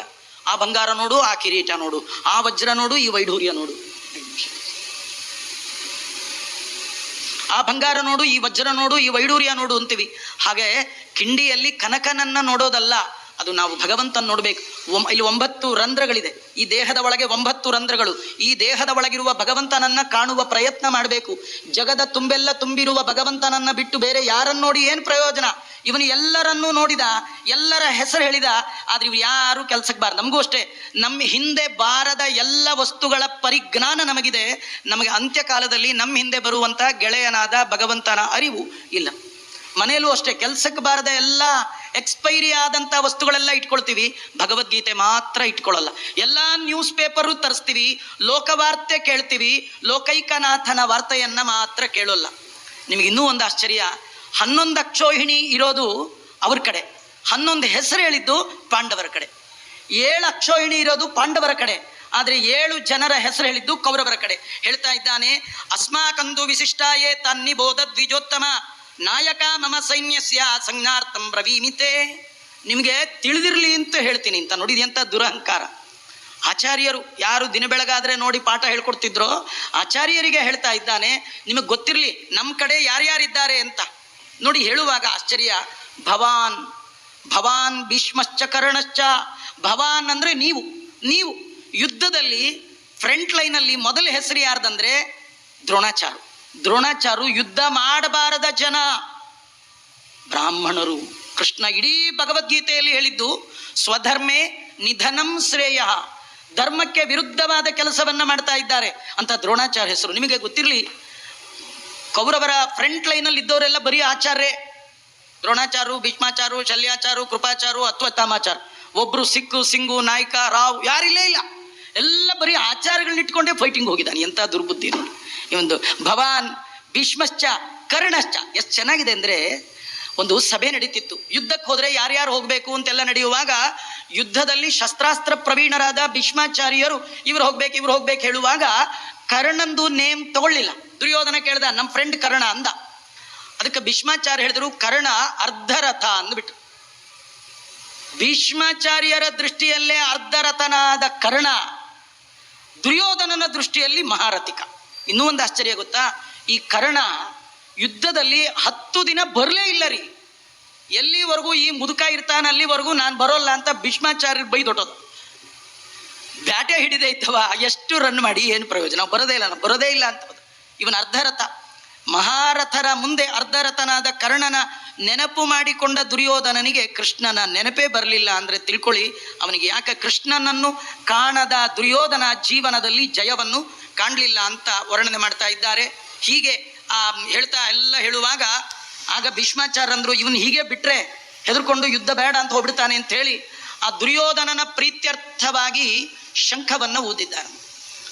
ನಾವು ಶಂಖ ಊದಬೇಕ್ರಿ, ದುರ್ಜನರ ಪ್ರೀತ್ಯರ್ಥವಾಗಿ ಊದಬಾರ್ದು. ಭಗವಂತ ಪ್ರೀತನಾಗ್ಲಿ. ಜಗದ್ಗುರು ಮಧ್ವಾಚಾರ್ಯರು ಹೇಳ್ತಾರೆ, ನೀವು ಏನೇ ಕೆಲಸ ಮಾಡಿ ದೇವರ ಪ್ರೀತಿಗಾಗಿ ಮಾಡಿ. ಕುರುವತೆ ಕರ್ಮ ಯತ್ ಪ್ರೀತಯೇ ಸಜ್ಜನಾಹ. ಭಗವಂತನ ಪ್ರೀತಿಗಾಗಿ ಕರ್ಮ ಮಾಡ್ಬೇಕು. ಇವರು ಭಗವಂತನ ಪ್ರೀತಿಗಾಗಿ ಮಾಡಲಿಲ್ಲ. ಭೀಷ್ಮಾಚಾರ್ಯರು ಯಾರ ಪ್ರೀತಿಗಾಗಿ ಮಾಡಿದ್ದಾರೆ? ದುರ್ಯೋಧನನಲ್ಲಿ ಯುದ್ಧ ಉತ್ಸಾಹ ಬರಲಿ ಅಂತ ಭೀಷ್ಮಾಚಾರ್ಯ ಊದಿದ್ದೇ ತಡ, ಪಕ್ಕದವ್ರು ದ್ರೋಣಾಚಾರ್ಯ ಊದ್ರು, ಹಿಂದಿನವರು ಎಲ್ಲ ಒಟ್ಟಿಗೆ ಬೋಮ್ ಅಂತ ಊದೇ ಬಿಟ್ರು. ಯಾರು ಹೇಳೋರಿಲ್ಲ, ಕೇಳೋರಿಲ್ಲ, ಆರ್ಡರ್ ಇಲ್ಲ, ಏನು ಊದಂದ್ರೆ ಊದೇ ಬಿಡು. ಸ್ವಾಮಿಗಳು ಸುಮ್ಮನೆ ಹಿಂಗಿನ್ನೂ ಗಂಟೆ ಎತ್ಕೊಂಡೇ ಇರ್ತಾರೆ, ಮಂಗಳಾರತಿನ ದಬ ದಬ ದಬ ಬಾರಿಸ್ಬಿಡುದು. ಈಗೆಲ್ಲ ಸ್ವಿಚ್ ಹಾಕೋದು ಬಂದಿದೆಯಲ್ಲ, ಸ್ವಾಮಿಗಳು ನಿಲ್ಸಿಂದ್ರು ಕೇಳಿಸ್ಬಾರ್ದು, ಆ ಡ್ರಮ್ ಹೊಡೆದ ಎಲ್ಲ ಕಡೆ ಭಾರಿ ಊದ್ತಾ ಇದ್ದಾರೆ. ಆ ಸಂದರ್ಭದಲ್ಲಿ ಕೃಷ್ಣ ಮಾಧವ ತತಶ್ವೇತ ಯುಕ್ತೆ ಮಹತಿ ಸ್ಯಂದನೆ ಸ್ಥಿತವು ಮಹತ ಮಾಧವ ಪಾಂಡವಶ್ಚೈವ ದಿವ್ಯೌ ಶಂಕಂ ಪ್ರದದ್ಮತವು. ನೋಡಿ ಇಲ್ಲಿ ಆಶ್ಚರ್ಯ, ಪಾಂಡವರ ಕಡೆ ಕೌರವರ ಕಡೆ ಮೊದಲು ಶಂಕ ಊದಿದ್ದು ಭೀಷ್ಮಾಚಾರು. ಇದು ಟಾಸ್ ಗೆದ್ದ ಹಾಗೆ. ಟಾಸ್ ಗೆದ್ದವರು ಗೆಲ್ಬೇಕಂತಿಲ್ಲ, ಸೋಲ್ಲೂಬಹುದು. ಕೆಲವರು ಟಾಸ್ ಗೆದ್ರೇನೆ ಪಟಾಕಿ ಹೊಡ್ಕೊಂಡ್ಬಿಡ್ತಾರೆ. ಇವ್ ಮೊದಲು ಶಂಕ ಊದ್ ಪಟಾಕಿ ಹೊಡ್ಕೊಂಡು ಏನ್ ಪ್ರಯೋಜನ. ಇಲ್ಲಿ ನೋಡಿ, ಪಾಂಡವರ ಕಡೆ ಮೊದಲು ಊದಿದ್ದು ಕೃಷ್ಣ. ಕೃಷ್ಣ ಶಂಕ ಊದುವ ಮೂಲಕ ಜಯವನ್ನೇ ಸೂಚಿಸಿಬಿಟ್ಟ. ಕೃಷ್ಣ ಹೇಳ್ತಾನೆ, ದುರ್ಯೋಧನ ನನ್ನೇನು ಅನ್ಕೊಂಡೆ, ಕಾರ್ ಡ್ರೈವರ್ ಅನ್ಕೊಂಡಿದ್ಯಾ, ನನ್ನ ಹೆಸರೇ ತಗೊಳ್ಳಲ್ವಾ? ನಾನು ಇವರ ಪಾಳೆಯಕ್ಕೆ ಡ್ರೈವರ್ ಆಗಿ ಬಂದದ್ದಲ್ಲ, ಇವರ ಜೀವನವನ್ನೇ ನಡೆಸುವ ಸಾರಥಿ, ಗೆಲುವಿನ ಮಾರ್ಗದಲ್ಲಿ ಇವರ ಜೀವನದ ರಥವನ್ನ ಕೊಂಡೊಯ್ಯುವವ. ಇನ್ನೊಂದು ನಿಮ್ಗೊಂದು ಕಥೆ. ಪಾರ್ಥ ಅಂದ್ರೆ ಅರ್ಜುನ ಒಂದರ್ಥ, ಪಾರ್ಥ ಅಂದ್ರೆ ನಾವೆಲ್ಲರೂ ಪಾರ್ಥರು. ಪಾರ್ಥ ಅಂದ್ರೆ ಪೃಥ್ವಿಯ ಮಕ್ಕಳು, ನಾವೆಲ್ಲ ಪೃಥ್ವಿಯ ಮಕ್ಕಳು, ಮಣ್ಣಿನ ಮಕ್ಕಳು. ನಾವೆಲ್ಲ ಪಾರ್ಥರು. ಸತ್ ಮೇಲೆ ನಮಗೆ ಪಾರ್ಥಿವ ದೇಹ ಅಂತಾರೆ. ಬದುಕಿದ್ದಾಗ ಪಾರ್ಥ, ಸತ್ತ ಮೇಲೆ ಪಾರ್ಥ ಇವ ಪಾರ್ಥಿವ. ಈ ಪಾರ್ಥನಿಗೂ ಜೀವನದಲ್ಲಿ ಗೆಲುವು ಬೇಕಂತಾದ್ರೆ ಕೃಷ್ಣನನ್ನ ಮುಂದಿಡಬೇಕು. ಈ ಜೀವನ ನಿಂದು, ನಂದೇನದೋ ಸ್ವಾಮಿ, ನಿಂದೇ ಇದೆಲ್ಲ, ನಮ್ಮ ಎಲ್ಲವನ್ನು ಭಗವಂತನಿಗೆ ಅರ್ಪಣೆ ಮಾಡ್ಬೇಕು, ಅವನನ್ನ ಮುಂದೆ ಕೂಡಿಸ್ಬೇಕು, ಎಲ್ಲದಕ್ಕೂ ದೇವರನ್ನ ಮುಂದೆ ಮಾಡ್ಬೇಕು. ದೇವರು ಶಂಖ ಊದಬೇಕು. ದೇವರು ಶಂಖ ಊದುದ, ಎಂಥ ಅದ್ಭುತವಾದ ಆ ಶಂಖವನ್ನ ಭಗವಂತ ಊದಿದ್ದಾನೆ ಅಂದ್ರೆ ಅದನ್ನ ವರ್ಣನೆ ಮಾಡ್ತಾ ಇದ್ದಾರೆ. ಪಾಂಚಜನ್ಯಂ ಹೃಷಿಕೇಶ, ಪಾಂಚಜನ್ಯವನ್ನ ಊದಿದ್ದಾನೆ. ಅವನು ಊದಿದ್ದನ್ನ ನೋಡಿ ಮಹಾಶಂಖ ಭೀಮಕರ್ಮ, ಭೀಮಸೇನ ದೇವರು ಅವರು ಶಂಖವನ್ನ ಊದಿದ್ದಾರೆ. ಅವರ ಶಂಖದ ನಂತರದಲ್ಲಿ ದೇವದತ್ತಂ ಧನಂಜಯ, ನಿವಾತ ಕವಚರನ್ನ ಸಂಹಾರ ಮಾಡುವ ಸಂದರ್ಭದಲ್ಲಿ ಎಲ್ಲ ದೇವತೆಗಳು ಕೊಟ್ಟಂತಹ ಅದ್ಭುತವಾದ ಒಂದು ಶಂಖವನ್ನ ಅರ್ಜುನರು ಊದಿದ್ದಾರೆ. ಇವರ ಈ ಶಂಖಗಳೆಲ್ಲ ಹೇಳ್ತಾ ಇದ್ದಾರೆ, ಇಡೀ ಧಾರ್ತ ರಾಷ್ಟ್ರರ ಹೃದಯವನ್ನೇ ಸೀಳಿ ಹಾಕಿಬಿಡ್ತು ಅಂತ. ಆದ್ರಿಂದ ಧಾರ್ತರಾಷ್ಟ್ರರ ಹೃದಯವನ್ನೇ ಸೀಳಿ ಹಾಕ್ತು ಅಂತ ವಿಶೇಷವಾದ ಶಂಖವನ್ನು ಊದಿದ್ದಾರೆ. ಆ ಸಂದರ್ಭದಲ್ಲಿ ಅರ್ಜುನ ಎಲ್ಲರನ್ನೂ ನೋಡ್ತಾ ಕೃಷ್ಣನಿಗೆ ಹೇಳ್ತಾನೆ, ನಾನು ಯಾರೊಡನೆ ಯುದ್ಧ ಮಾಡಬೇಕಿದೆ ನೋಡ್ಬೇಕಲ್ಲ ಕೃಷ್ಣ. ಸೇನೆಯೋರುಭಯೋರ್ ಮಧ್ಯೆ ರಥಂ ಸ್ಥಾಪಯ ಮೇಚ್ಯುತ, ನಾಶರಹಿತನಾದ ಹೇ ಕೃಷ್ಣ, ಯಾರ ಜೊತೆ ನಾನು ಯುದ್ಧ ಮಾಡ್ಬೇಕು? ಯಾರೆಲ್ಲ ಆತ ತಾಯಿಗಳಾದ ದುರ್ಯೋಧನಾದಿಗಳಿಗೆ ಸಹಾಯ ಮಾಡ್ಲಿಕ್ಕೆ ಬಂದಿದ್ದಾರೆ ಅಂತ ದುಷ್ಟರಾದ ಆ ಕೌರವರನ್ನ ನೋಡ್ಬೇಕು, ನಾನು ಯುದ್ಧ ಮಾಡಬೇಕು ಅಂತ ಹೊರಟಾಗ ಕೃಷ್ಣ ಅನ್ಕೊಂಡ, ನೀ ಯುದ್ಧ ಮಾಡ್ತೀಯಾ, ನೀನ್ ನೋಡ್ತೀಯಾ, ತೋರಿಸ್ಲಾ ಅಂದ್ಬಿಟ್ಟು ತಂದು ಎಲ್ಲಿ ನಿಲ್ಲಿಸ್ಬೇಕ್ರಿ? ಎಲ್ಲಿ ಭೀಷ್ಮಾಚಾರ್ಯ ಇದ್ದಾರೆ, ಎಲ್ಲಿ ದ್ರೋಣಾಚಾರ್ಯ ಇದ್ದಾರೆ, ಅಲ್ಲಿ ತಂದು ರಥ ಪಾರ್ಕ್ ಮಾಡ್ದ. ನೋಡು ಪಶ್ಚೈತ, ನೋಡು ಯಾರು ನೋಡ್ತೀಯ, ನೋಡು ನಿನ್ನ ಜೊತೆಗೆ ಯುದ್ಧಕ್ಕೆ ಬಂದವರು ನೋಡು ಅಂದಾಗ ಈಗ ನೋಡ್ತಾ ಇದ್ದಾನೆ. ಯಾರು ಶತ್ರುಗಳೇ ಕಾಣ್ತಾ ಇಲ್ಲ. ಒಂದ್ ಕಡೆ ತಾತ, ಒಂದ್ ಕಡೆ ಆಚಾರು, ಒಂದ್ ಕಡೆ ಅಂಕಲ್ಲು, ಒಂದ್ ಕಡೆ ಚಿಕ್ಕಪ್ಪನ ಮಕ್ಕಳು, ದೊಡ್ಡಪ್ಪನ ಮಕ್ಕಳು, ಎಲ್ಲ ಬಂಧು ಬಾಂಧವರು. ಕೃಷ್ಣ ಅಂತ ಇದ್ದಾನೆ. ಕೃಷ್ಣನಿಗೆ ಅರ್ಜುನ, ನಾನು ಯುದ್ಧ ಮಾಡೋಲ್ಲ ಅಂದ. ಬೇಡ ನನಗೆ ಈ ಯುದ್ಧ.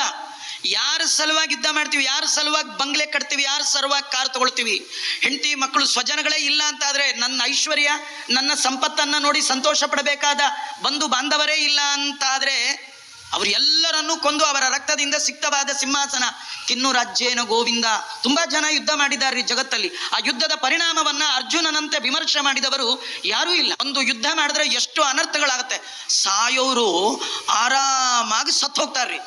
ಆ ಸತ್ತವ್ರನ್ನ ನಂಬಿರ್ತಾರಲ್ಲ, ಅವರು ಬದುಕಿನ ಉದ್ದಕ್ಕೂ ಸಾಯ್ಬೇಕಿದೆಯಲ್ಲ, ಆ ಕತೆ ಹೇಳಿ. 100 ಜನ ದುರ್ಯೋಧನಾದಿಗಳು ಸತ್ರು. ಆ ದುರ್ಯೋಧನನ ಮನೆಯಲ್ಲಿ 101 ಜನ ವಿಧವಾ ಸ್ತ್ರೀಯರು ಉಳಿದ್ರು. ಇಡೀ ಪೂರ ಸ್ತ್ರೀಯರ ಸಮಾಜ, ಗಂಡಸರೇ ಇಲ್ಲ. ಇರೋ ಗಂಡಸ ಒಬ್ಬ, ಧೃತರಾಷ್ಟ್ರ ಕುರುಡ. ಇದಕ್ಕೆಲ್ಲ ನಾನು ಕಾರಣ ಆಗ್ತೀನಿ. ನಂಗೆ ಬೇಡ, ಹೇಗಿದ್ರು ಫಸ್ಟ್ ಕ್ಲಾಸ್ ಪಾತ್ರೆ ಇದೆ, ಭಿಕ್ಷಾಟನೆ ಮಾಡ್ಲಿಕ್ಕೆ ಒಳ್ಳೆ ಪಾತ್ರೆ ಕೊಟ್ಟಿದೆ ಸಾಕು. ನಮಗೂ ಅಷ್ಟೇ ರೀ, ಇಂಥದ್ದೊಂದು ಪಾತ್ರೆ ಸಿಕ್ಬಿಟ್ಟಿದ್ರೆ ಚೆನ್ನಾಗಿರ್ತಿತ್ತು. ಯಾವ ಬಿಸ್ನೆಸ್ ಬೇಡ, ಪಾಠ ಬೇಡ, ಪ್ರವಚನ ಬೇಡ.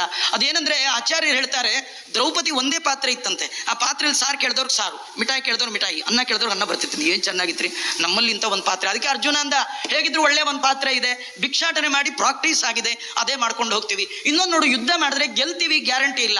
ಇಲ್ಲ ಅವ್ರು ಸಾಯ್ತಾರೆ, ಇಲ್ಲ ನಾವು ಸಾಯ್ತಾರೆ. ಪಾಪಿಗಳವರು, ಆತ ತಾಯಿಗಳು, ಮೋಸ ಮಾಡುವ ಜನ, ಅವರನ್ನ ಕೊಂದು ನಾ ಕೈಯೆಲ್ಲ ಪಾಪ ಮಾಡಿಕೊಳ್ಳುವ ಬದಲು ಅವರೇ ನನ್ನ ಕೊಂದು ಬಿಟ್ರೆ ಒಳ್ಳೇದು. ಯಾಕೆಂದ್ರೆ ಅವರನ್ನ ಕೊಲ್ಲುವಂತಹ ದೌರ್ಭಾಗ್ಯ ತಪ್ಪತ್ತೆ. ಎಂಥ ಉದಾರತೆ. ಇವರನ್ನ ನಾವೇ ಕೊಂದ್ವಿ ಅಂತ ತಿಳ್ಕೊ, ಆ ಹೆಣ್ಣು ಮಕ್ಕಳೆಲ್ಲ ದೂಷಿತರಾಗ್ತಾರೆ, ವರ್ಣ ಸಾಂಕರ್ಯ ಆಗತ್ತೆ, ಲುಪ್ತ ಪಿಂಡೋದಕ ಕ್ರಿಯೆ, ತಂದೆ ತಾಯಿಗಳಿಗೆ ಶ್ರಾದ್ದ ಇಲ್ದಾಗ ಆಗತ್ತೆ. ಎಂಥ ದೊಡ್ಡ ಅನ್ಯಾಯವನ್ನ ಮಾಡ್ಲಿಕ್ಕೆ ಹೊರಟಿದ್ದೆ, ಅಯ್ಯೋ ದೇವರೇ ಅಂತ ಅಂದದ್ದೇ. ಕೃಷ್ಣನಿಗಂತಾನೆ, ಶ್ರೀದಂತಿ ಮಮ ಗಾತ್ರಾಣಿ ಸ್ವಾಮಿ ನಾನು ಶೇಕ್ ಆಗ್ತಾ ಇದ್ದೇನೆ, ನಂಗೆ ನಿಲ್ಲಿಕ್ಕಾಗ್ತಿಲ್ಲ, ನೋಡು ಮೈಯೆಲ್ಲ ಬೆವರಿಡ್ತಿದೆ, ನಂಗೂ ಇಡ್ತಾ ಇದೆ, ನಾಳೆ ಇನ್ನೊಂಚೂರು ಫ್ಯಾನ್ ಇದ್ರೆ ಒಳ್ಳೇದು. ಅಲ್ಲಿ ಅವನಿಗೆ ಬೆವರಿಡ್ತು, ನಂಗೂ ಬೆವರಿಡ್ತಾ ಇದೆ, ಏನಾದ್ರೂ ನೀನ್ ಮಾಡು ಕೃಷ್ಣ, ನಾನಂತೂ ಯುದ್ಧ ಮಾಡಲ್ಲ, ನಂಗೆ ಯುದ್ಧ ಬೇಕಿಲ್ಲ ಅಂತ. ನಾವೆಲ್ಲ ಈ ಪಾರ್ಥ ಸಾರಥಿ ಅರ್ಜುನನ ಉಪದೇಶ ಫೋಟೋ ಎಲ್ಲ ರಾಂಗ್ ನೋಡಿದೀವಿ ರೀ. ಒಂದು ರಥದ ಮುಂದೆ ವಿಶ್ವರೂಪದ ಕೃಷ್ಣ, ಕೆಳಗೆ ಕೈ ಮುಕ್ಕೊಂಡು ಅರ್ಜುನ. ಹಾಗಿಲ್ಲ ರೀ, ರಥದ ಒಳಗೆ ಕೂತ್ ಬಿಟ್ಟ, ಕುಸಿದು ಬಿದ್ದು ಬಿಟ್ಟನಂತೆ. ಕೃಷ್ಣ ಕೂತ್ ಕಡೆನೇ ಉಪದೇಶ ಶುರು ಮಾಡಿದ್ದಾನೆ. ಎಲ್ಲಿ ಹೇಗೆ ಕೂತಿದ್ನೋ ಹಾಗೆ ಕೃಷ್ಣ ರಥದಿಂದ ಇಳಿದದ್ದಾಗ್ಲಿ, ಅರ್ಜುನ ರಥದಿಂದ ಇಳಿದ ನಮಸ್ಕಾರ ಮಾಡಿದ್ದಲ್ಲ. ಅವನು ಗಾಂಡೀವನ್ನ ಪಕ್ಕಕ್ಕಿಟ್ಟು ಆ ಕಂಬಕ್ಕೆ ಹೊರಗಿ ಮೈಯೆಲ್ಲ ಬೆವೆತು ಇದು ಬೇಡ ಯುದ್ಧ ಅಂತೇಳಿ ಕೆಳಗೆ ಕುಸಿದು ಬಿದ್ದಾಗ ಕೃಷ್ಣ ಉಪದೇಶ ಶುರು ಮಾಡಿದ್ದಾನೆ. ಇದು ವಿಷಾದ, ನಾನು ತಪ್ಪು ಮಾಡಿದೆ ಎಂಥ ಅನ್ನಿಲ್ಲ. ದೇವರದು ಒಂದೇ ಒಂದು ವರ್ಡು ಮೊದಲನೇ ಅಧ್ಯಾಯದಲ್ಲಿ ಇಲ್ಲ, ನಿಜವಾಗಿ 17ನೇ ಅಧ್ಯಾಯ. ಆದ್ರೆ ವೇದವ್ಯಾಸ ದೇವರು ಹೇಳ್ತಾರೆ, ಕಾಣದ ಪಾಯ, ಬಿಲ್ಡಿಂಗ್ಗೆ ಪಾಯ ಬಹಳ ಮುಖ್ಯ. ಆ ಕಾಣಲ್ಲ ಅಂತ ಹೇಳಿ ಪಾಯ ಬೇಡ ಅಂದ್ರೆ, ಅದರಿಂದ ಪೀಠಿಕೆ ಇದು. ಈ ಪೀಠಿಕೆ ಪ್ರಬಲವಾಗಿದ್ರೆ ಮಾತ್ರ ಮೇಲ್ ಬಿಲ್ಡಿಂಗ್ ಚೆನ್ನಾಗಿ ಬರುತ್ತೆ. ಅದಕ್ಕೆ ಅದನ್ನು ಇದರೊಳಗೆ ಸೇರಿಸಿದ್ದಾರೆ. ಇಂತಹ ಪೀಠಿಕೆ ಕೃಷ್ಣ ಅರ್ಜುನನಿಗೆ ವಿಷಾದ ಬಂದಾಗ ಹೇಗೆ ಉತ್ತರ ಕೊಟ್ಟ. ಇದು ಅವನಿಗೆ ಮಾತ್ರ ವಿಷಾದ ಅಲ್ಲ, ನಮಗೂ ಎಲ್ಲ ವಿಷಾದ. ಯಾವ ರೀತಿ ಮತ್ತೆ ನಾಳೆ ಸೇರಿದಾಗ ನೋಡೋಣ ಅಂತ ಹೇಳ್ತಾ ಶ್ರೀಕೃಷ್ಣ